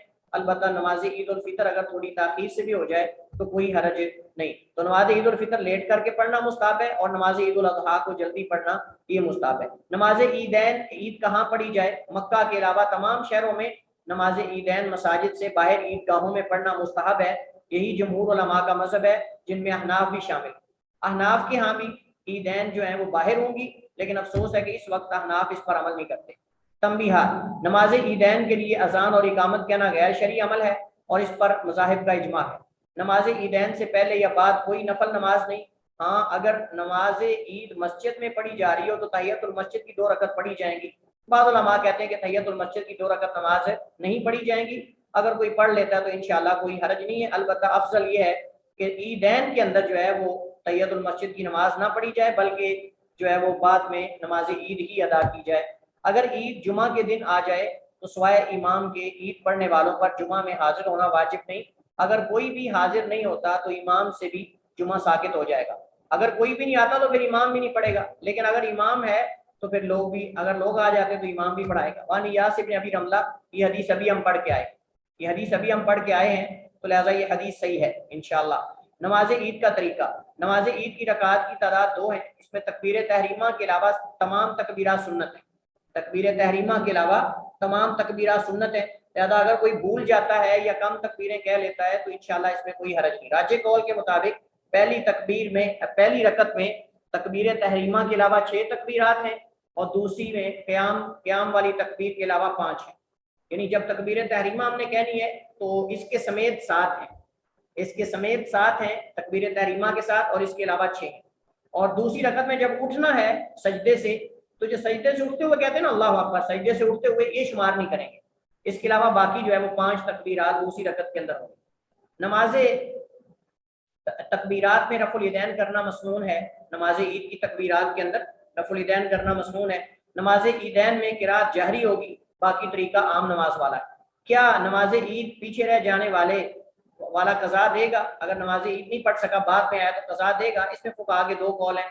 پہلا قول یہ کہ قضا نہیں دے گا، یہ حنفیہ کا مذہب ہے اور ابن تیمیہ اور علامہ ابن عثیمین کا بھی یہی اختیار ہے۔ دوسرا قول یہ ہے کہ نماز عید کے انداز میں ہی وہ قضا دے گا، یہ جمہور کا قول ہے۔ راجح یہ ہے کہ جب نماز عید واجب ہے تو ضروری ہے کہ فوت ہونے پر اس کی قضا بھی ہو۔ فوت ہونے پر یا تو واجب نہ کہیں، جب آپ نے واجب کہہ دیا تو پھر اس کی قضا بھی ہونی چاہیے۔ عیدین کے خطبے کا حکم: عیدین کا خطبہ سنت ہے اور اس کا وقت نماز عید کے بعد کا ہے۔ البتہ مروان نے مدینہ میں نماز عید سے پہلے خطبہ شروع کر دیا تھا، چونکہ لوگ اس کا خطبہ سنتے نہیں تھے، چلے جاتے تھے، اس وجہ سے اس نے لوگوں کو جو ہے وہ نکیل ڈالنے کے لیے خطبہ پہلے کر دیا تھا اور جو ہے وہ نماز بعد میں کر دی۔ لیکن صحابہ کرام نے اس پر اعتراض کیا تھا، رد کیا تھا۔ صحیح بات یہ ہے کہ نماز پہلے ہوگی، خطبہ بعد میں ہوگا، اور وہ ہمارے بھائی جو خطبہ پہلے دیتے ہیں نماز بعد میں پڑھتے ہیں، وہ مروان کے طریقے پہ عمل کر رہے ہیں۔ مروان بن حکم کے طریقے پر، وہ نبی کے طریقے پر عمل نہیں کرنے والے۔ جو نماز بعد میں پڑھتے ہیں، خطبہ پہلے دیتے ہیں، وہ نبی کے سنت پہ عمل نہیں کر رہے، وہ مروان کی سنت پہ عمل کر رہے ہیں، مروان بن حکم کی سنت پر۔ جمعہ کی طرح عید کے بھی 2 خطبے ہوں گے، اس میں اختلاف ہے، اس مسئلے میں اختلاف ہے، کیا عید کے لیے 2 خطبے ہیں یا 1 خطبہ ہے؟ عید کے لیے 2 خطبے ہیں یا 1 خطبہ ہے؟ بعض علماء کہتے ہیں 1 خطبہ ہے، بعض علماء کہتے ہیں 2 خطبے ہیں۔ تو انشاءاللہ اس معاملے میں وسعت ہے۔ اگر کسی علاقے کے اندر ایک خطبہ دینا معروف ہو تو ایک خطبہ دینا چاہیے، اگر کسی علاقے میں 2 خطبے دینا معروف ہے تو 2 خطبے دینے میں بھی کوئی حرج نہیں، کیونکہ اس کے بارے میں کوئی واضح صریح دلیل ہمیں نہیں ملتی، کوئی واضح صریح دلیل نہیں ملتی۔ تو بعض علماء نے خطبہ جمعہ پر قیاس کرتے ہوئے 2 خطبے کا عیدین کے اندر، بعض علماء کہتے ہیں ایک ہے، انشاءاللہ معاملے میں وسعت ہے، جو طرز عمل اس کے مطابق عمل کیا جائے گا۔ خطبہ عیدین کے اس کے اندر جو ہے وہ خطبہ عیدین کے باقی احکام وہی خطبہ جمعہ والے ہیں، مطلب یہی ہے کہ اس کے اندر جو ہے وہ افضل یہ کہ خاموش ہو کر خطبے کو سنا جائے اور اس کے اندر واضح نصیحت کی جائے وغیرہ وغیرہ، اور اس کی جو عیدین کی سنتیں ہیں اس کو آپ سنتے رہتے ہیں وقتاً فوقتاً کہ راستہ بدل کے جانا چاہیے۔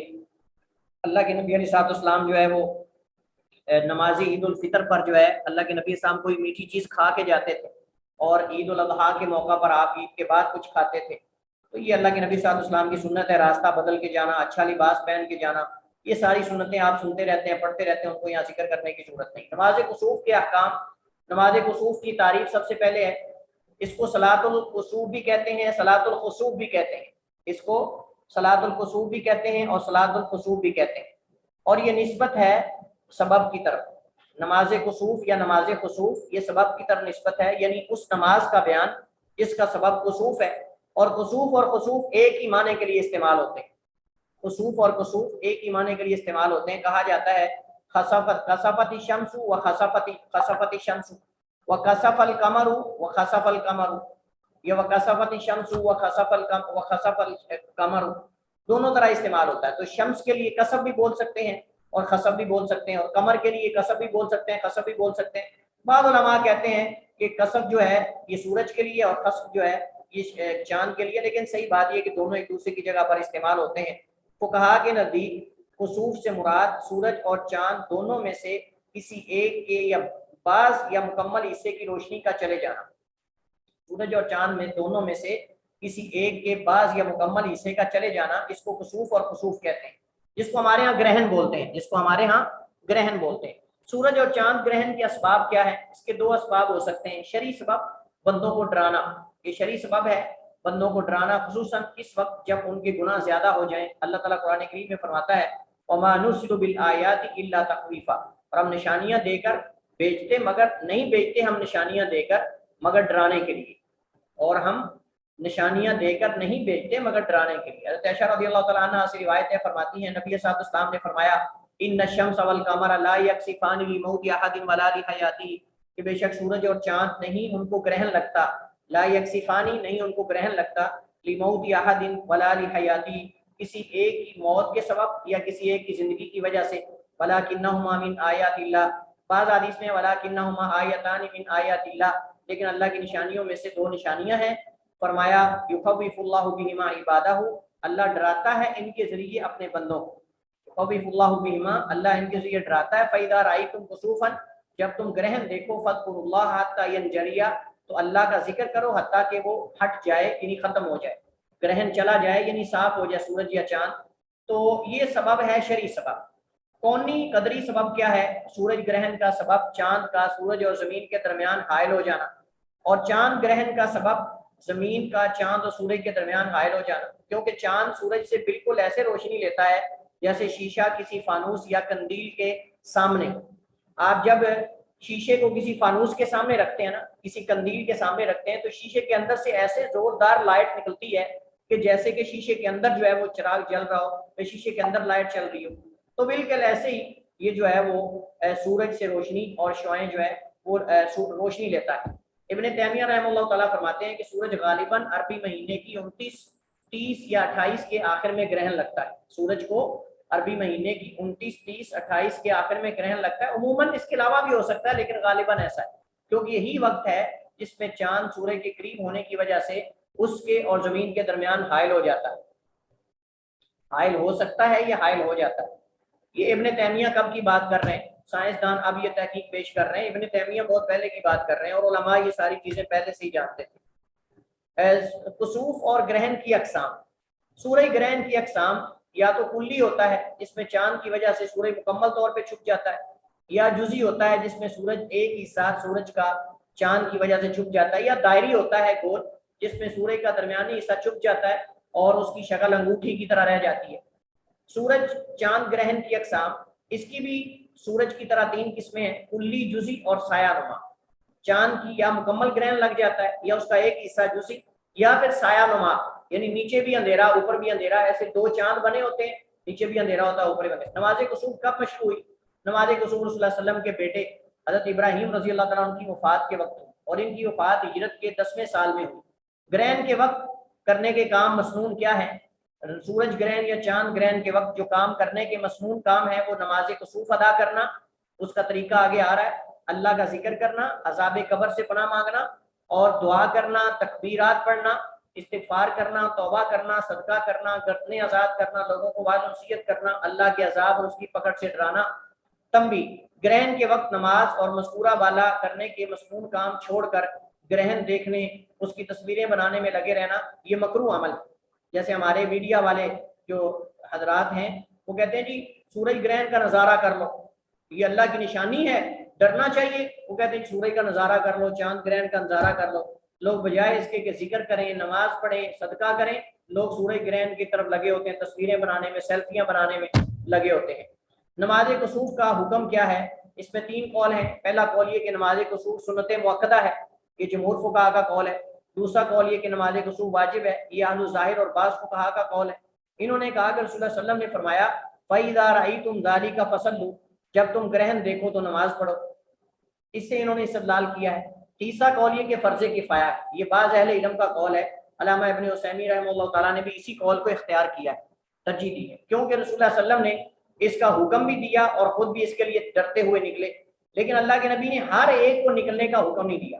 اللہ کے نبی علیہ السلام نے ہر ایک کو نکلنے کا حکم نہیں دیا، لہذا اگر ایسا کوئی ہو جاتا ہے چاند گرہن یا سورج گرہن تو مسلمانوں کی ایک جماعت کو نماز ادا کرنی چاہیے، مسلمانوں کی ایک جماعت کو نماز کسوف یا نماز کسوف ادا کرنی چاہیے، یہ فرض کفایہ ہے۔ نماز کسوف کب پڑھنا مشروع ہے؟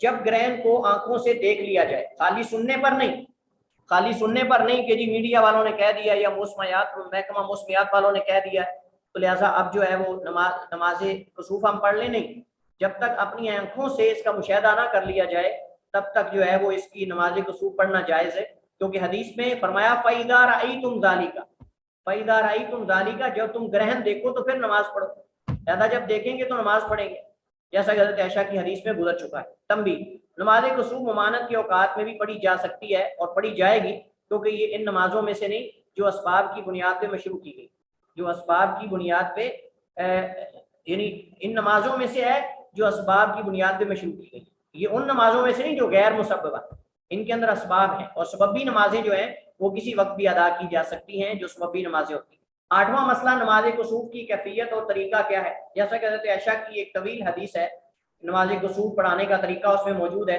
حضرت عائشہ رضی اللہ تعالیٰ عنہ اللہ کے نبی صلی اللہ علیہ وسلم کی زوجہ بیان کرتی ہیں، فرماتی ہیں خسفت الشمس فی حیات النبی صلی اللہ علیہ وسلم، سورج کو گرہن لگ گیا اللہ کے نبی صلی اللہ علیہ وسلم کی حیات طیبہ میں، فخرج الی المسجد، آپ مسجد کی طرف نکلے، فصف الناس وراءہ، تو لوگوں نے آپ کے پیچھے صف بنا لی، فکبر، آپ نے تکبیر کہی، فقترا رسول صلی اللہ علیہ وسلم قراءۃ طویلا، اللہ کے نبی نے لمبی قرات کی، ثم کبر، پھر آپ نے تکبیر کہی، فرکع رکوعا طویلا، پھر آپ نے لمبا رکوع کیا، ثم قام، پھر آپ کھڑے ہوئے اور آپ نے فرمایا سمع اللہ لمن حمیدہ، ثم قال، پھر آپ نے فرمایا سمع اللہ لمن حمیدہ، فقام ولم یسجد، اور آپ کھڑے رہے، آپ نے سجدہ نہیں کیا، پھر آپ نے دوبارہ قرات شروع کر دی، وقرأ قراءۃ طویلۃ، لمبی قرات کی، یہ ادنی من القراءۃ الاولی، یہ پہلے قیام کی قرات سے کم تھی، یعنی نماز کسوف کے اندر 2 رکعت نماز ہوگی۔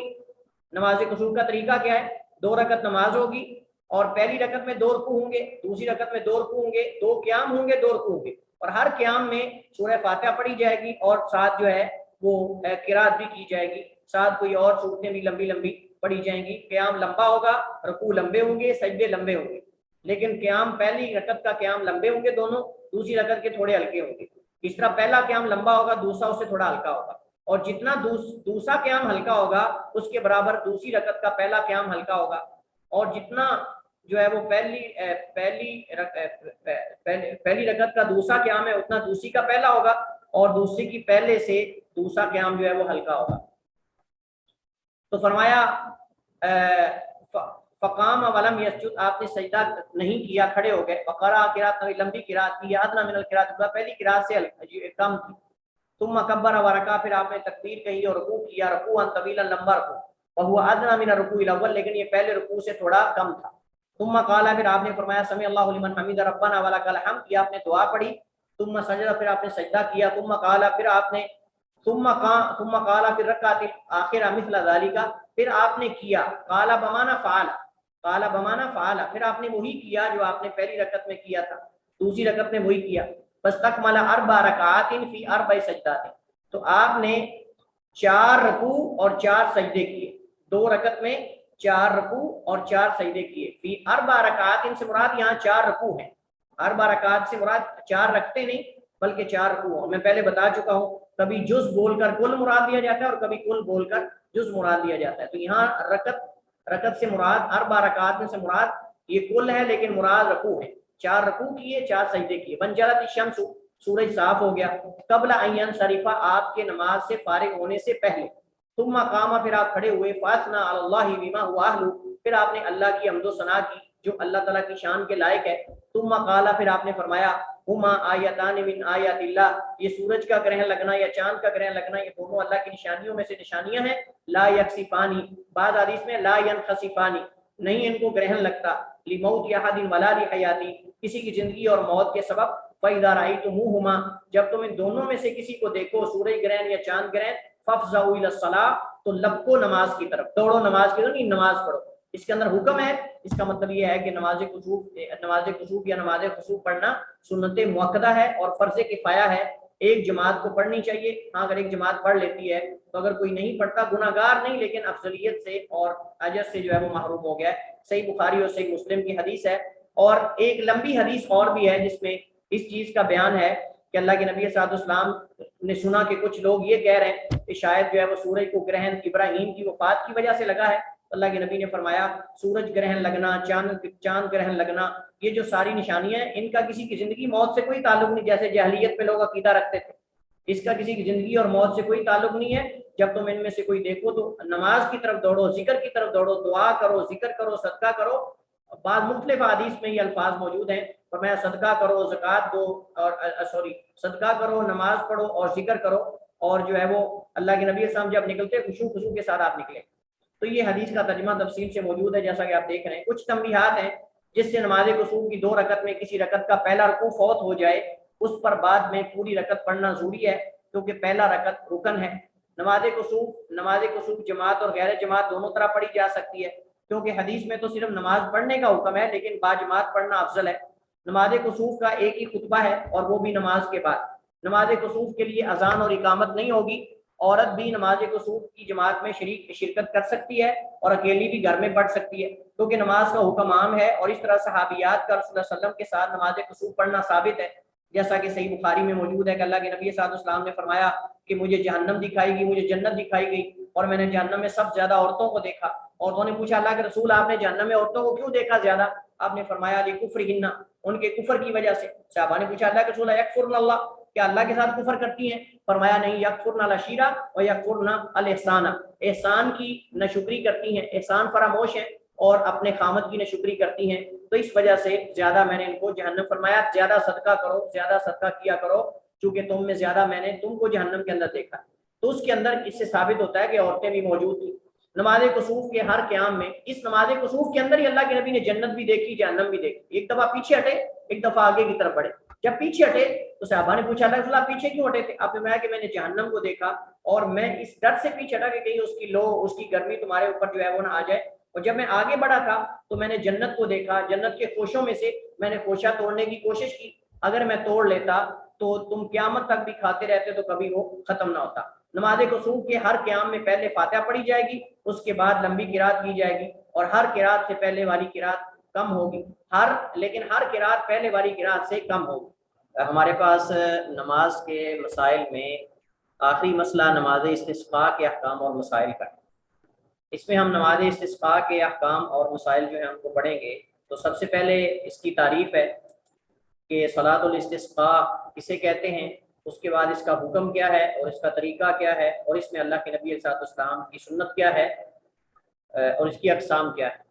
सलातुल इस्तिस्का में चीज़ की निस्बत उसकी नौइयत या सबब की तरफ है। یعنی وہ نماز جو کہ بارش طلب کرنے کے لیے استسقا یستسقی استسقاء سے، یہ باب استفعال سے ہے، باب استفعال، اور باب استفعال کے اندر طلب کا مادہ پایا جاتا ہے، باب استفعال کے اندر طلب کا معنی پایا جاتا ہے، کسی چیز کو طلب کرنا، جیسے ہم کہتے ہیں نا استغاثہ، استعانت، ایاک نعبد و ایاک نستعین، استغاثہ یستغیث استغاثۃ، یعنی کسی سے مدد طلب کرنا، اور اسی سے غوث ہے۔ تو اسی طرح استسقا یستسقی استسقاء کہتے ہیں بارش یا پانی طلب کرنا، بارش یا پانی طلب کرنا، تو اس وجہ سے اسے نماز استسقاء کہا جاتا ہے، چونکہ اس کے اندر قحط سالی کے وقت بارش کی دعا کی جاتی ہے۔ تو وہ نماز جو کہ بارش طلب کرنے کے لیے ہے، یا وہ نماز جس کا سبب لوگوں کا بارش طلب کرنا ہے۔ نماز استسقاء اصطلاح میں، شریعت کی اصطلاح میں، اس سے مراد وہ نفل نماز یا نفلی نماز جو خشکی اور قحط سالی کے وقت بارش طلب کرنے کے لیے مخصوص کیفیت میں ادا کی جاتی ہے، مخصوص کیفیت میں ادا کی جاتی ہے، اسے نماز استسقاء کہتے ہیں۔ نماز استسقاء کا حکم کیا ہے؟ جب لوگوں کو قحط سالی اور زمین کی خشکی کا سامنا، یا لوگوں کو قحط سالی اور زمین کو خشکی کا سامنا ہو، تو جمہور اہل علم کے نزدیک امام کا لوگوں سمیت نماز عید کی جگہ کی طرف نکلنا اور مخصوص انداز میں انہیں 2 رکعت نماز پڑھانا، خطبہ دینا، خشوع خضوع کے ساتھ اللہ کے حضور بارش کی دعا کرنا، یہ مستحب اور سنت ہے۔ وعن عبداللہ ابن زید رضی اللہ تعالی عنہ قال، عبداللہ ابن زید رضی اللہ تعالی عنہ فرماتے ہیں، خرج النبی صلی اللہ علیہ وسلم الی هذا المصلی، اللہ کے نبی علیہ السلام نکلے اس نماز عید کی طرف۔ یہ مصلی نماز کی جگہ وہ کہتے ہیں جہاں عید کی نماز پڑھی جاتی ہے۔ مسجد جو ہے جہاں مستقل نمازیں پڑھی جاتی ہیں، اور مصلی جہاں کبھی کبھی نماز پڑھی جاتی ہے، اسے مصلی کہتے ہیں۔ تو یہ عیدگاہ مراد ہے۔ انہوں نے اشارہ کر کے فرمایا کہ اللہ کے نبی علیہ السلام اس عیدگاہ کی طرف نکلے یستسقی بارش طلب کرنے کے لیے، یستسقی بارش یا پانی طلب کرنے کے لیے، فدعا آپ نے دعا کی، واستسقا اور بارش طلب کی، ثم مستقبل القبلہ تھا، پھر آپ قبلہ رخ ہوئے، وقلب رداءہ اور اپنی چادر کو پلٹا، وقلبا اور قلبا دونوں طرح استعمال ہوتا ہے، قلبا اور قلبا دونوں کا معنی ہوتا ہے پلٹنا، وقلب رداءہ اور آپ نے اپنی چادر کو پلٹا۔ آگے اس میں حکمت کیا ہے چادر پلٹنے میں، انشاءاللہ یہ آگے ہم پڑھیں گے۔ اس حدیث کو امام بخاری اور مسلم نے روایت کیا۔ نماز استسقاء کی جگہ اور وقت، نماز استسقاء عید کی طرح مسجد میں بھی پڑھی جا سکتی ہے، لیکن باہر کھلی جگہ پڑھنا افضل ہے۔ نماز استسقاء کا کوئی مخصوص وقت نہیں، بلکہ راجح قول کے مطابق یہ ممانت اور کراہت کے اوقات کے علاوہ کسی بھی وقت میں ادا کی جا سکتی ہے۔ امام نووی رحمہ اللہ تعالیٰ نے نماز استسقاء کے وقت کے حوالے سے 3 وجوہات ذکر کی ہیں۔ نمبر 1، اس کا وقت وہی ہے نماز استسقاء کا جو نماز عید کا ہے۔ نمبر 2، نماز عید کا اول وقت، نماز عید کے اول وقت سے لے کر نماز عصر کے پڑھے جانے تک نماز استسقاء۔ تیسرا جو یعنی طریقہ ہے وہ یہ ہے کہ نماز استسقاء کا کوئی بھی تیسرا قول آپ کہہ سکتے ہیں امام نووی کی طرف سے جو انہوں نے وجوہات ذکر کی ہیں، کہتے ہیں اس کا کوئی مخصوص وقت نہیں، بلکہ سوائے ممانت کے اوقات کے دن یا رات کے وقت بھی ادا کی جا سکتی ہے۔ یہ جمہور کا قول ہے، اور محققین نے انہوں نے بھی اسی کی تصحیح کی ہے، یعنی اسی کو صحیح قرار دیا ہے کہ نماز استسقاء کا کوئی مخصوص وقت نہیں ہے، البتہ اس وقت میں پڑھنا زیادہ افضل ہے جس وقت میں اللہ کے نبی نے پڑھی، اس وقت میں پڑھنا زیادہ افضل ہے جس وقت میں اللہ کے نبی علیہ السلام نے پڑھی۔ اور اللہ کے نبی صلی اللہ علیہ وسلم نے کب پڑھی ہے؟ احادیث میں آتا ہے کہ جب سورج جو ہے وہ ایک نیزے کے فاصلے پہ اوپر جا چکا تھا، ایک نیزہ یا اس سے کچھ زیادہ میل کے فاصلے پہ آگے بڑھ چکا تھا، اونچا آسمان پہ چمک رہا، چمکنے لگ گیا، اس وقت اللہ کے نبی نے وہی جو نماز عید کا وقت ہے، نماز اشراق کا یا نماز چاشت کا وقت ہے، اس میں اللہ کے نبی صلی اللہ علیہ وسلم نے جو ہے وہ نماز پڑھی۔ نماز استسقاء کا طریقہ کیا ہے؟ جمہور اہل علم کے نزدیک اس کا طریقہ وہی ہے جو نماز عید کا ہے، اور اسی کو علامہ ابن عثیمین، امام ابن باز رحمہ اللہ تعالیٰ نے بھی ترجیح دی ہے اور اسی کو صحیح قرار دیا ہے۔ اور نماز عیدین کا طریقہ ہم پڑھ کے آئے ہیں کہ نماز عیدین کیسے پڑھی جاتی۔ 2 رکعت نماز ہوتی ہے، پہلی میں 7 تکبیریں ہوتی ہیں، دوسری میں 5 ہوتی ہیں۔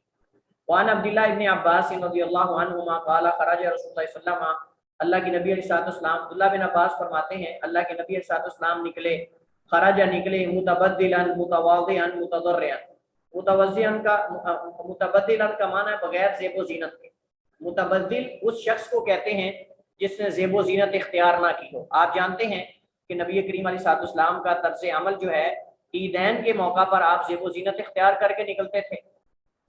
اسی طرح اللہ کے نبی علیہ الصلوۃ والسلام جو ہے وہ خطبہ جمعہ کے لیے بھی زیب و زینت اختیار کر کے اچھا لباس پہن کے اور خوشبو لگا کر غسل کر کے آپ نکلتے تھے. لیکن اس میں اللہ کے نبی علیہ الصلوۃ والسلام بغیر زیب و زینت کے نکلے ہیں چونکہ مقصد تواضع عاجزی انکساری اللہ تعالیٰ کے سامنے گڑ گڑانا ہے, اللہ تعالیٰ کے سامنے فقیر اور محتاج بن کے جانا ہے. تو اس وجہ سے اللہ کے نبی علیہ الصلوۃ والسلام فرماتے ہیں عبداللہ بن عباس خرج رسول اللہ, نکلے اللہ کے نبی متبذلا بغیر زیب و زینت اختیار کیے, متواضعا یہ تواضع سے ہے اور بغیر عاجزی اور تواضع کے ساتھ, متضرعا گڑ گڑاتے ہوئے, متضرعا ڈرے ہوئے, یعنی عاجز بن کر اور متواضع ہو کر اللہ کے نبی علیہ الصلوۃ والسلام نکلے بغیر زیب و زینت کے. حتیٰ اتى المصلی, حتیٰ کہ آپ عیدگاہ کی جگہ پہ آئے, حتیٰ کہ آپ نماز کی جگہ یعنی عیدگاہ میں آئے. زیادہ عثمان نے اضافہ کیا ہے, فرقا او فرقیہ علی المنبر, آپ ممبر پر چڑھے, ثم اتفقا, پھر دونوں نے اس پہ اتفاق کیا. یعنی حضرت عبداللہ بن عباس سے ہے اللہ کے نبی علیہ الصلوۃ والسلام جو ہے وہ عید کی عیدگاہ میں آئے. آگے یہ ہے کہ عثمان نے اضافہ کیا ہے کہ اب ممبر پر چڑھے, عثمان نے اضافہ کیا ہے کہ ممبر پر چڑھے, جبکہ عبداللہ بن عباس جو ہے ان کی حدیث میں اس کا ذکر نہیں, ان کی حدیث میں اس کا ذکر نہیں ہے. ثم اتفقا, پھر دونوں نے آگے بالاتفاق یہ الفاظ بیان کیے, ولم یخطب خطبتکم ہذہ. اصل میں عمراء میں سے مدینہ کے امیر نے عبداللہ بن عباس کی طرف ایک بندے کو بھیجا کہ جاؤ عبداللہ بن عباس سے پوچھ کر آؤ کہ اللہ کے نبی جو ہے نماز استسقاء کیسے پڑھاتے, نماز استسقاء کیسے پڑھاتے. تو انہوں نے پھر بتایا, انہوں نے کہا کہ تمہاری طرح جو ہے اللہ کے نبی علیہ الصلوۃ والسلام جو ہے وہ نماز نہیں پڑھاتے تھے نماز استسقاء, کہ تم نماز استسقاء پڑھاتے ہو, دعا کرتے ہو, لیکن اس میں تضرع عاجزی انکساری دعا ہی نہیں ہوتی, دعا اس طرح نہیں ہوتی جس طرح اللہ کے نبی صلی اللہ علیہ وسلم نے دعا کی. یہ اصل مقصود ہے. ولم یخطب خطبکم ہذہ, تمہارے اس خطبے کی طرح انہوں نے خطبہ نہیں دیا اللہ کے نبی نے. مطلب یہ کہ خطبے کے اندر آپ نے وعظ و نصیحت کرنے کے ساتھ ساتھ توبہ استغفار اللہ کا ذکر دعا بھی کی ہے, جبکہ تم یہ دعا نہیں کرتے. ولکن لم یزل فی الدعاء, اللہ کے نبی ہمیشہ رہے دعا کرتے, والتضرع اور عاجزی میں, والتکبیر اور اللہ تعالیٰ کی بڑائی بیان, گڑ گڑاتے رہے اللہ کے سامنے, دعا کرتے رہے اور اللہ کی بڑائی بیان کرتے رہے. ثم صلی رکعتین, پھر آپ نے 2 رکعت نماز پڑھائی, کما یصلی فی العید, جیسے کہ آپ عید کی نماز پڑھاتے تھے, کما یصلی فی العید, جیسے کہ آپ عید کی نماز پڑھاتے تھے. سنن ابی داؤد, ترمذی, نسائی میں, ابن ماجہ میں, اور حدیث صحیح ہے. اس حدیث سے پتہ چلتا ہے کہ ایک تو یہ پتہ چلتا ہے کہ نماز استسقاء کے لیے جب انسان نکلے تو تواضع کے ساتھ, عاجزی کے ساتھ, بھی گڑاتے ہوئے اور سادگی کے ساتھ نکلنا چاہیے. زیب و زینت اختیار نہیں کرنی چاہیے, سادہ بن کے نکلنا چاہیے اور فقیر بن کے نکلنا چاہیے. فقیر کا مطلب یہ نہیں کہ پھٹے پرانے کپڑے پہن لے, لیکن مطلب یہ کہ زیب و زینت جیسے عیدین کے اندر اور جمعے کے اندر اختیار کرنے کا حکم ہے ایسے اس کے اندر نہیں. اور اس کے اندر خطبہ ہوگا, لیکن خطبے کے اندر توبہ استغفار, دعا, تضرع, تکبیرات, اللہ تعالیٰ کی بڑائی بیان کرنا, یہ ساری چیزیں ہوں گی, خالی خطبہ نہیں ہوگا.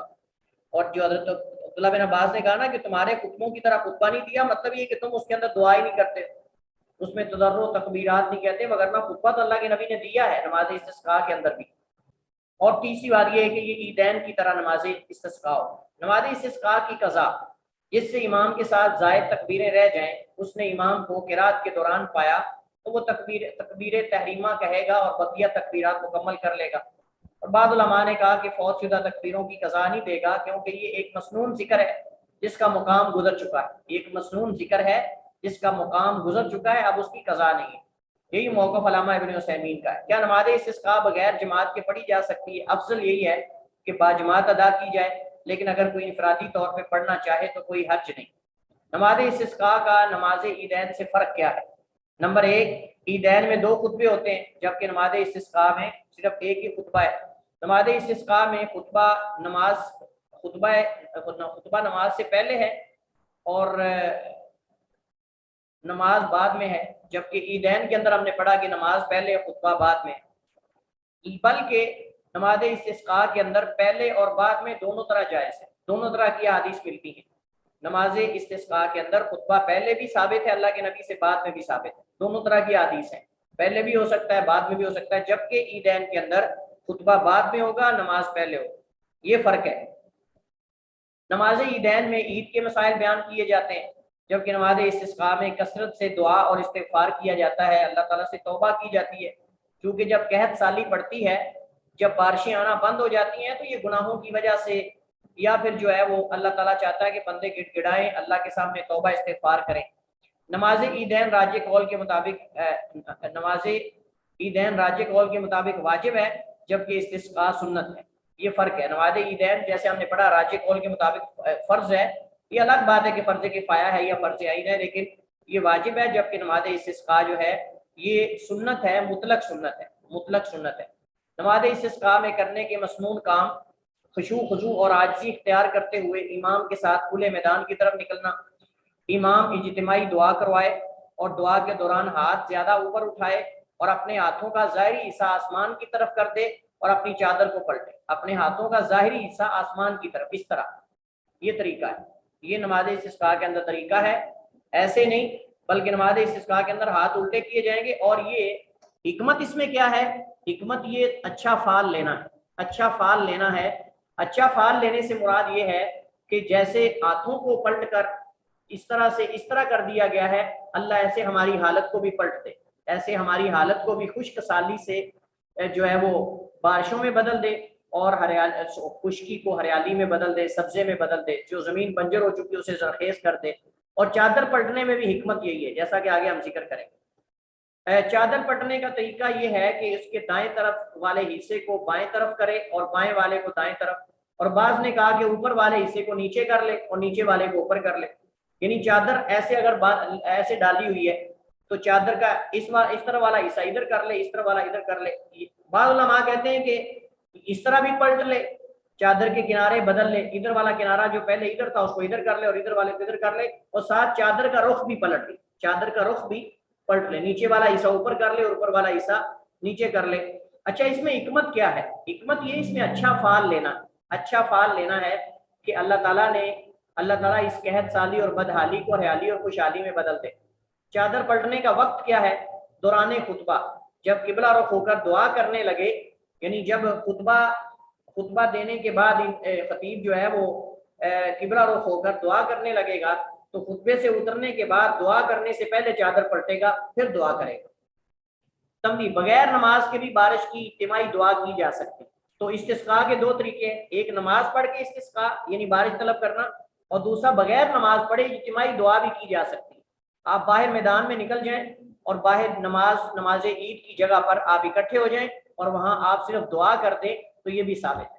2 رکعت نماز استسقاء پڑھ کے پھر آپ دعا کر لیں تو بھی ٹھیک ہے، یا پھر خالی اجتماعی دعا کر لیں اکٹھے ہو کر تو بھی ٹھیک ہے، دونوں طریقے صحیح ہیں۔ تو استسقاء کی 2 صورتیں، استسقاء کی 2 صورتیں، ایک خالی اجتماعی دعا کر کے اجتماعی، اور دوسرا یہ ہے کہ 2 رکعت نماز پڑھ کے عیدین کی طرح، اس کے بعد جو ہے وہ خطبہ پہلے یا بعد میں، اس کے بعد جو ہے وہ دعا کی جائے۔ حضرت انس بن مالک رضی اللہ تعالیٰ عنہ روایت فرماتے ہیں ان رجلا دخل المسجد یوم الجمعہ، ایک بندہ جو ہے وہ جمعہ کے دن مسجد میں داخل ہوا، یوم جمعہ، جمعہ کے دن، من باب، دروازے کے پاس سے یا دروازے سے، کان نحو دار القضاء، جو دار القضاء والی سائڈ پہ تھا۔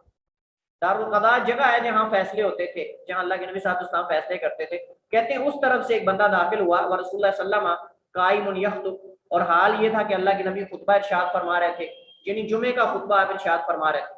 فاستقبل رسول اللہ صلی اللہ علیہ وسلم قائما، تو وہ اللہ کے نبی علیہ السلام کے سامنے آ کر کھڑے ہو گیا۔ قائمن کا معنی کھڑے ہو کر اس نے اللہ کے نبی کے سامنے متوجہ کیا۔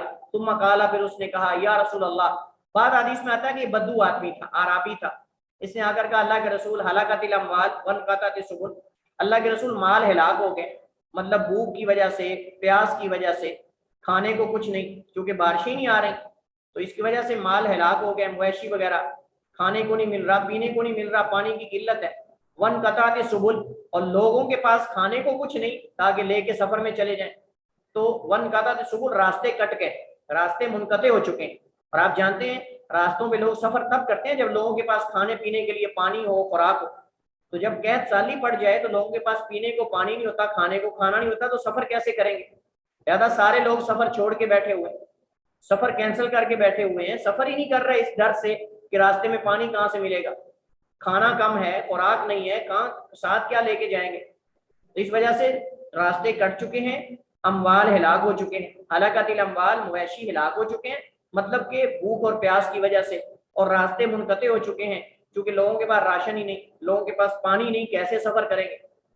وَادْعُوا اللَّهَ يُغِيثَنَا او یغیثنا، اللہ سے دعا کریں کہ ہمیں بارش دے دے، ہمیں اللہ سے دعا کرتے ہمیں بارش دے دے۔ فرفع رسول اللہ صلی اللہ علیہ وسلم یدیہ، اللہ کے نبی نے اپنے فوراً ہاتھ اٹھائے، ثم قال، پھر آپ نے فرمایا اللہم اغثنا اللہم اغثنا اللہم اغثنا، اے اللہ بارش دے دے، اے اللہ بارش دے دے، اے اللہ ہمیں بارش دے دے۔ قال انس، انس فرماتے ہیں ولا واللہ، اللہ کی قسم، ما نرى فی السماء من سحاب ولا قزات، جب یہ بدو مسجد میں آیا، اس نے آ کر نبی سے بارش کی دعا کا مطالبہ کیا، اس وقت ہم آسمان میں بادل تو کیا، بادل کا ٹکڑا بھی نہیں دیکھ رہے، بالکل صاف شفاف آسمان تھا، بادلوں کا نام و نشان بھی نہیں تھا۔ یعنی ما نرى فی السماء، نہیں ہم دیکھتے تھے آسمان میں، من سحاب بادل، ولا قزات، نہ بادل کا ٹکڑا، بادل کیا، بادل کا ٹکڑا بھی نہیں تھا، بالکل صاف آسمان تھا۔ وما بیننا وبین صلع من بیت ولا دار، اور نہ ہی ہمارے اور صلع پہاڑ کے درمیان کوئی ایسا گھر تھا جس گھر کے اوپر کوئی بادل کا ٹکڑا ہو، یعنی درمیان میں کوئی ایسا ہمیں بادل تک نظر نہیں آتا تھا۔ قالا فرماتے ہیں فطلعت من ورائہ سحابۃ، تو اس جو جبل صلع ہے اس کے پیچھے سے ایک چھوٹا سا بادل کا ٹکڑا، صحابہ کہتے ہیں بادل کے ٹکڑے کو، صحابہ کہتے ہیں بادلی کو، بادل کے ٹکڑے کو، جس کو ہمارے یہاں کہتے ہیں بدلی، چھوٹی سی بدلی، بادل کا ٹکڑا جو ہے وہ پہاڑ کے پیچھے سے طلوع ہوا، مثل الترسی، جیسے تیر کمان ہوتی ہے نا، تیر کمان چلانے والی چھوٹی سی ہوتی، اتنا سا ٹکڑا نکلا۔ فلما توسطت السماء، جب آسمان کے درمیان میں آیا، انتشرت، تو پھیلنا شروع ہو گیا۔ آپ اندازہ کریں نبی کریم علیہ الصلوۃ والسلام کا یہ معجزہ ہے، نبی کریم علیہ الصلوۃ والسلام کا یہ معجزہ ہے کہ اللہ کے نبی نے ابھی دعا کی ہے کہ چند لمحات کے اندر آسمان بادلوں سے بھر گیا اور بارش برسنا شروع ہو گئی۔ تو فرماتے ہیں ثم توسطت السماء، پھر آسمان کے درمیان میں آیا، انتشرت، پھیل گیا، ثم امطرت، پھر بارش، او امطرت، پھر اس نے بارش برسائی۔ فلا واللہ، نہیں اللہ کی قسم، ما رأینا الشمس ستا، پورے ہفتہ، پورا ہفتہ یعنی 6 دن سے مراد ہفتہ، ہم نے سورج نہیں دیکھا، یعنی اس جمعے سے لے کر اگلے جمعے تک مسلسل بارش ہوتی رہی۔ ثم دخل رجل من ذلك الباب فی الجمعۃ، پھر اگلے جمعے یہی اسی دروازے سے ایک آدمی داخل ہوا۔ حضرت انس سے پوچھا گیا کہ یہ وہی آدمی تھا کہ اور تھا؟ کہتے مجھے نہیں پتا وہی آدمی تھا یا اور تھا، لیکن اسی دروازے سے بندہ داخل ہوا اگلے جمعے۔ وہ رسول اللہ صلی اللہ علیہ وسلم، اور حال یہ تھا کہ اللہ کے نبی خطبہ ارشاد فرما رہے تھے، قائم یخطب، خطبہ دے رہے تھے، فاستقبلہ قائما، اللہ کے نبی کے سامنے آ کر کھڑا ہو گیا، آپ کی جانب رخ کر لیا، فقال، اور کہا یا رسول اللہ، اے اللہ کے رسول، وہی اس نے کلمات دہرائے جو پہلے دہرائے تھے، یا رسول اللہ، اللہ کے رسول، ہلاکت الاموال، مال ہلاک ہو گئے، مویشی جانور جو ہیں بارش کی شدت کی وجہ سے پانی اتنا ہو گیا کہ ان کو بیٹھنے کو جگہ نہیں ملتی، پانی اتنا ہو گیا کہ ان کو بیٹھنے کی جگہ نہیں مل رہی، آرام کرنے کی جگہ نہیں مل رہی۔ اس دور میں کون سا لوگوں نے کوارٹر ڈالے ہوتے تھے، تو باہری جانور باندھتے تھے۔ اللہ کے رسول مویشی ہلاک ہو رہے، وانقطعت السبل، اور راستے منقطع ہو چکے ہیں کثرت بارشوں کی وجہ سے، اب کوئی سفر ہی نہیں کر رہا ڈرتا ہوا، پتہ نہیں راستے میں کتنی بارش ہو رہی۔ اللہ کے رسول سفر منقطع ہو چکے ہیں، اس راستے کٹ چکے ہیں، مویشی مر رہے ہیں۔ فَادْعُوا اللَّهَ يُمْسِكَهَا عَنَّا، اللہ سے دعا کر دو کہ ہم سے بارش کو لے جائے، اب بارش کی ہمیں ضرورت نہیں رہی، اب دعا کرو کہ اللہ اس کو روک دے۔ اللہ اکبر۔ بعض حدیث میں آتا ہے کہ اللہ کے نبی مسکرائے، بعض حدیث میں آتا ہے کہ اللہ کے نبی ہنسنے لگ گئے، آپ مسکرانے لگ گئے، اور آپ مسکرا رہے ہوں گے اس وجہ سے کہ انسان کتنا جلد باز ہے، کہ دیکھیں پہلے کہہ رہے کہ پانی نہیں مل رہا اور اب آ رہا ہے تو اب کہہ رہے ختم کر دو۔ تو بہرحال اللہ کے نبی علیہ السلام کی جو ہے وہ دعا کی برکت سے اللہ کے نبی نے اپنے ہاتھ دوبارہ اٹھائے، پورا ہفتہ بارش ہوئی، آپ نے پھر اس جمعے، دوسرے جمعے پہ آپ نے ہاتھ اٹھائے، پھر آپ نے فرمایا اللہم حوالینا، حوالینا اصل میں حولانا ہے، حوالینا اصل میں حولانا یعنی ہمارے ارد گرد، اللہ ہمارے دائیں بائیں ارد گرد بارش برسا، ولا علینا، لیکن ہمارے اوپر نہیں۔ اللہم حوالینا، اے اللہ ہمارے دائیں بائیں ارد گرد بارش برسا لیکن ہمارے اوپر نہیں۔ اللہم علی الاکام والضراب وبطون الاودیہ، اللہ ٹیلوں پر، پہاڑیوں کے نشیبی علاقوں میں، والضراب یعنی علی الاکام پہاڑوں پر، والضراب اور جو چھوٹی پہاڑیاں ہیں ٹیلے وغیرہ ہیں ان پر، वबुतूनी लौदियती, और वादियों के अंदर अल्लाह बारिश बरसा, व मनाबिदी शजरी, और दरख्तों के उगने की जगह जो जंगलात हैं, मतलब जो बाग हैं, अल्लाह उनमें बारिश बरसा। काला कहते हैं फ़अक़लअत, फौरन बारिश रुक गई और आसमान साफ हो गया। हज़रत अनस ने बड़ी प्यारी बात की। हज़रत अनस ने, यहाँ इस हदीस में नहीं है लेकिन सुनन नसाई में बड़े प्यारे उन्होंने नक्शा खींचा, बड़ा प्यारा नक्शा खींचा और ये काबिल तवज्जो है। हज़रत अनस रज़ियल्लाहु तआला अन्हु फरमाते हैं कि अल्लाह के नबी ने जब बारिश रुकने की दुआ की कि अल्लाह हमारे दाएं बाएं बारिश को बरसा, हमारे ऊपर नहीं, अल्लाह पहाड़ों पर, टीलों पर, जैसा कि हदीस है अलल आकामी व ज़िराबी व बुतूनी लौदिया। आकाम जो है कहते हैं पहाड़ों को, आकाम कहते हैं पहाड़ों को, और टीलों को, दोनों लफ्ज एक दूसरे के मुतरादिफ के तौर पर इस्तेमाल होते हैं। आकाम से मुराद टीले व ज़िराब और पहाड़, बाज़ कहते हैं इससे मुराद छोटे पहाड़, इससे मुराद टीले हैं, बहरहाल मुख्तलिफ एक दूसरे की जगह पर इबारत इस्तेमाल होती है। अबू दुनिया हज़रत अनस फरमाते हैं जब अल्लाह के नबी ने ये दुआ की कि अल्लाह हमारे दाएं बाएं बरसा, हमारे ऊपर नहीं, कहते हैं फौरन फौरन हमारे देखते ही देखते आसमान साफ हो गया और मदीने के इर्द गिर्द, ये बड़ा बड़ा अहम जुमला है, फरमाते हैं मदीने के इर्द गिर्द ऐसे बादल ने गोल दायरा बना लिया जैसे बादशाह के सर पे कोई ताज रखा। तो मदीना एक बादशाह की शक्ल इख्तियार कर गया और जो बादल उसके इर्द गिर्द खड़ा था, बरस रहा था, मदीना साफ है, सला पहाड़ तक जितने घर थे बिल्कुल साफ है मदीना, लेकिन मदीने के दाएं बाएं बादल ने हल्का बना लिया, दायरा बना लिया, जैसे बादशाह के सर पे कोई ताज रखा होता है, जैसे बादशाह के सर पर कोई ताज रखा होता है, ऐसे बादल ने गोल दायरा बना लिया। मदीना साफ है, मदीना में एक पानी की बूंद भी नहीं बरस रही, खुश्क होगी, बारिश रुक गई, लेकिन दाएं बाएं पहाड़ों पे बारिश हो गई। अल्लाह अकबर, ये नबी का मोजज़ा और नबी की दुआ का नतीजा और बरकत है। आपने अभी दुआ करके हाथ नीचे किए हैं, बादल जैसे आपने फरमाया था कि अल्लाह हमारे दाएं बाएं पहाड़ों पर, टीलों पर और वादियों के अंदर, वादी नशीबी इलाकों को कहते हैं, जो नशीबी इलाके होते हैं ना पहाड़ों के दरमियान में, उनको वादियां कहते हैं, तो फरमाया उनके अंदर बरसा अल्लाह। तो कहते हैं कि ऐसे ताज जैसे होता है ना, बादशाह के सर के ऊपर ताज रखा होता है, इस तरह जो है मदीने के दाएं बाएं बादल ने गोल दायरा बना लिया, लेकिन मदीने के अंदर कुछ नहीं था, बाहर बारिश होती है। तो ये मतलब है। काला शरीकुन, तो शरीक कहते हैं फ़अक़लअत, अनस कहते हैं फ़अक़लअत व ख़रजना नमशी फ़ी शम्स, सूरज जो है वो बारिश रुक गई और हम सूरज की रोशनी के अंदर जा रहे थे, भाई फौरन सूरज चमकने लग गया। काला शरीक, तो शरीक कहते हैं साल तो अनस इब्न मालिक, मैंने अनस बिन मालिक से सवाल किया, अहु रजुल अव्वल, क्या ये पहला शख्स ही है जो पहले जुमे में आया था? फ़क़ाला मा अदरी, कहते हैं मुझे नहीं पता, वल्लाहु आलम, वो आदमी था या वो और था, लेकिन जो है वो उसने आकर जो है वो अल्लाह के नबी से दुआ की, दरखास्त की। तो इस हदीस से हमें क्या पता चलता है? इस हदीस से हमें ये पता चलता है कि बारिश की नमाज भी, नमाज इस्तिस्का भी पढ़ी जा सकती है और उसका तरीका हम पढ़ चुके हैं, और खाली इज्तिमाई दुआ भी की जा सकती है, खुतबे के दौरान भी की जा सकती है, और इसके अलावा भी जो है वो दुआ इकट्ठे होकर बाहर जाके भी की जा सकती है।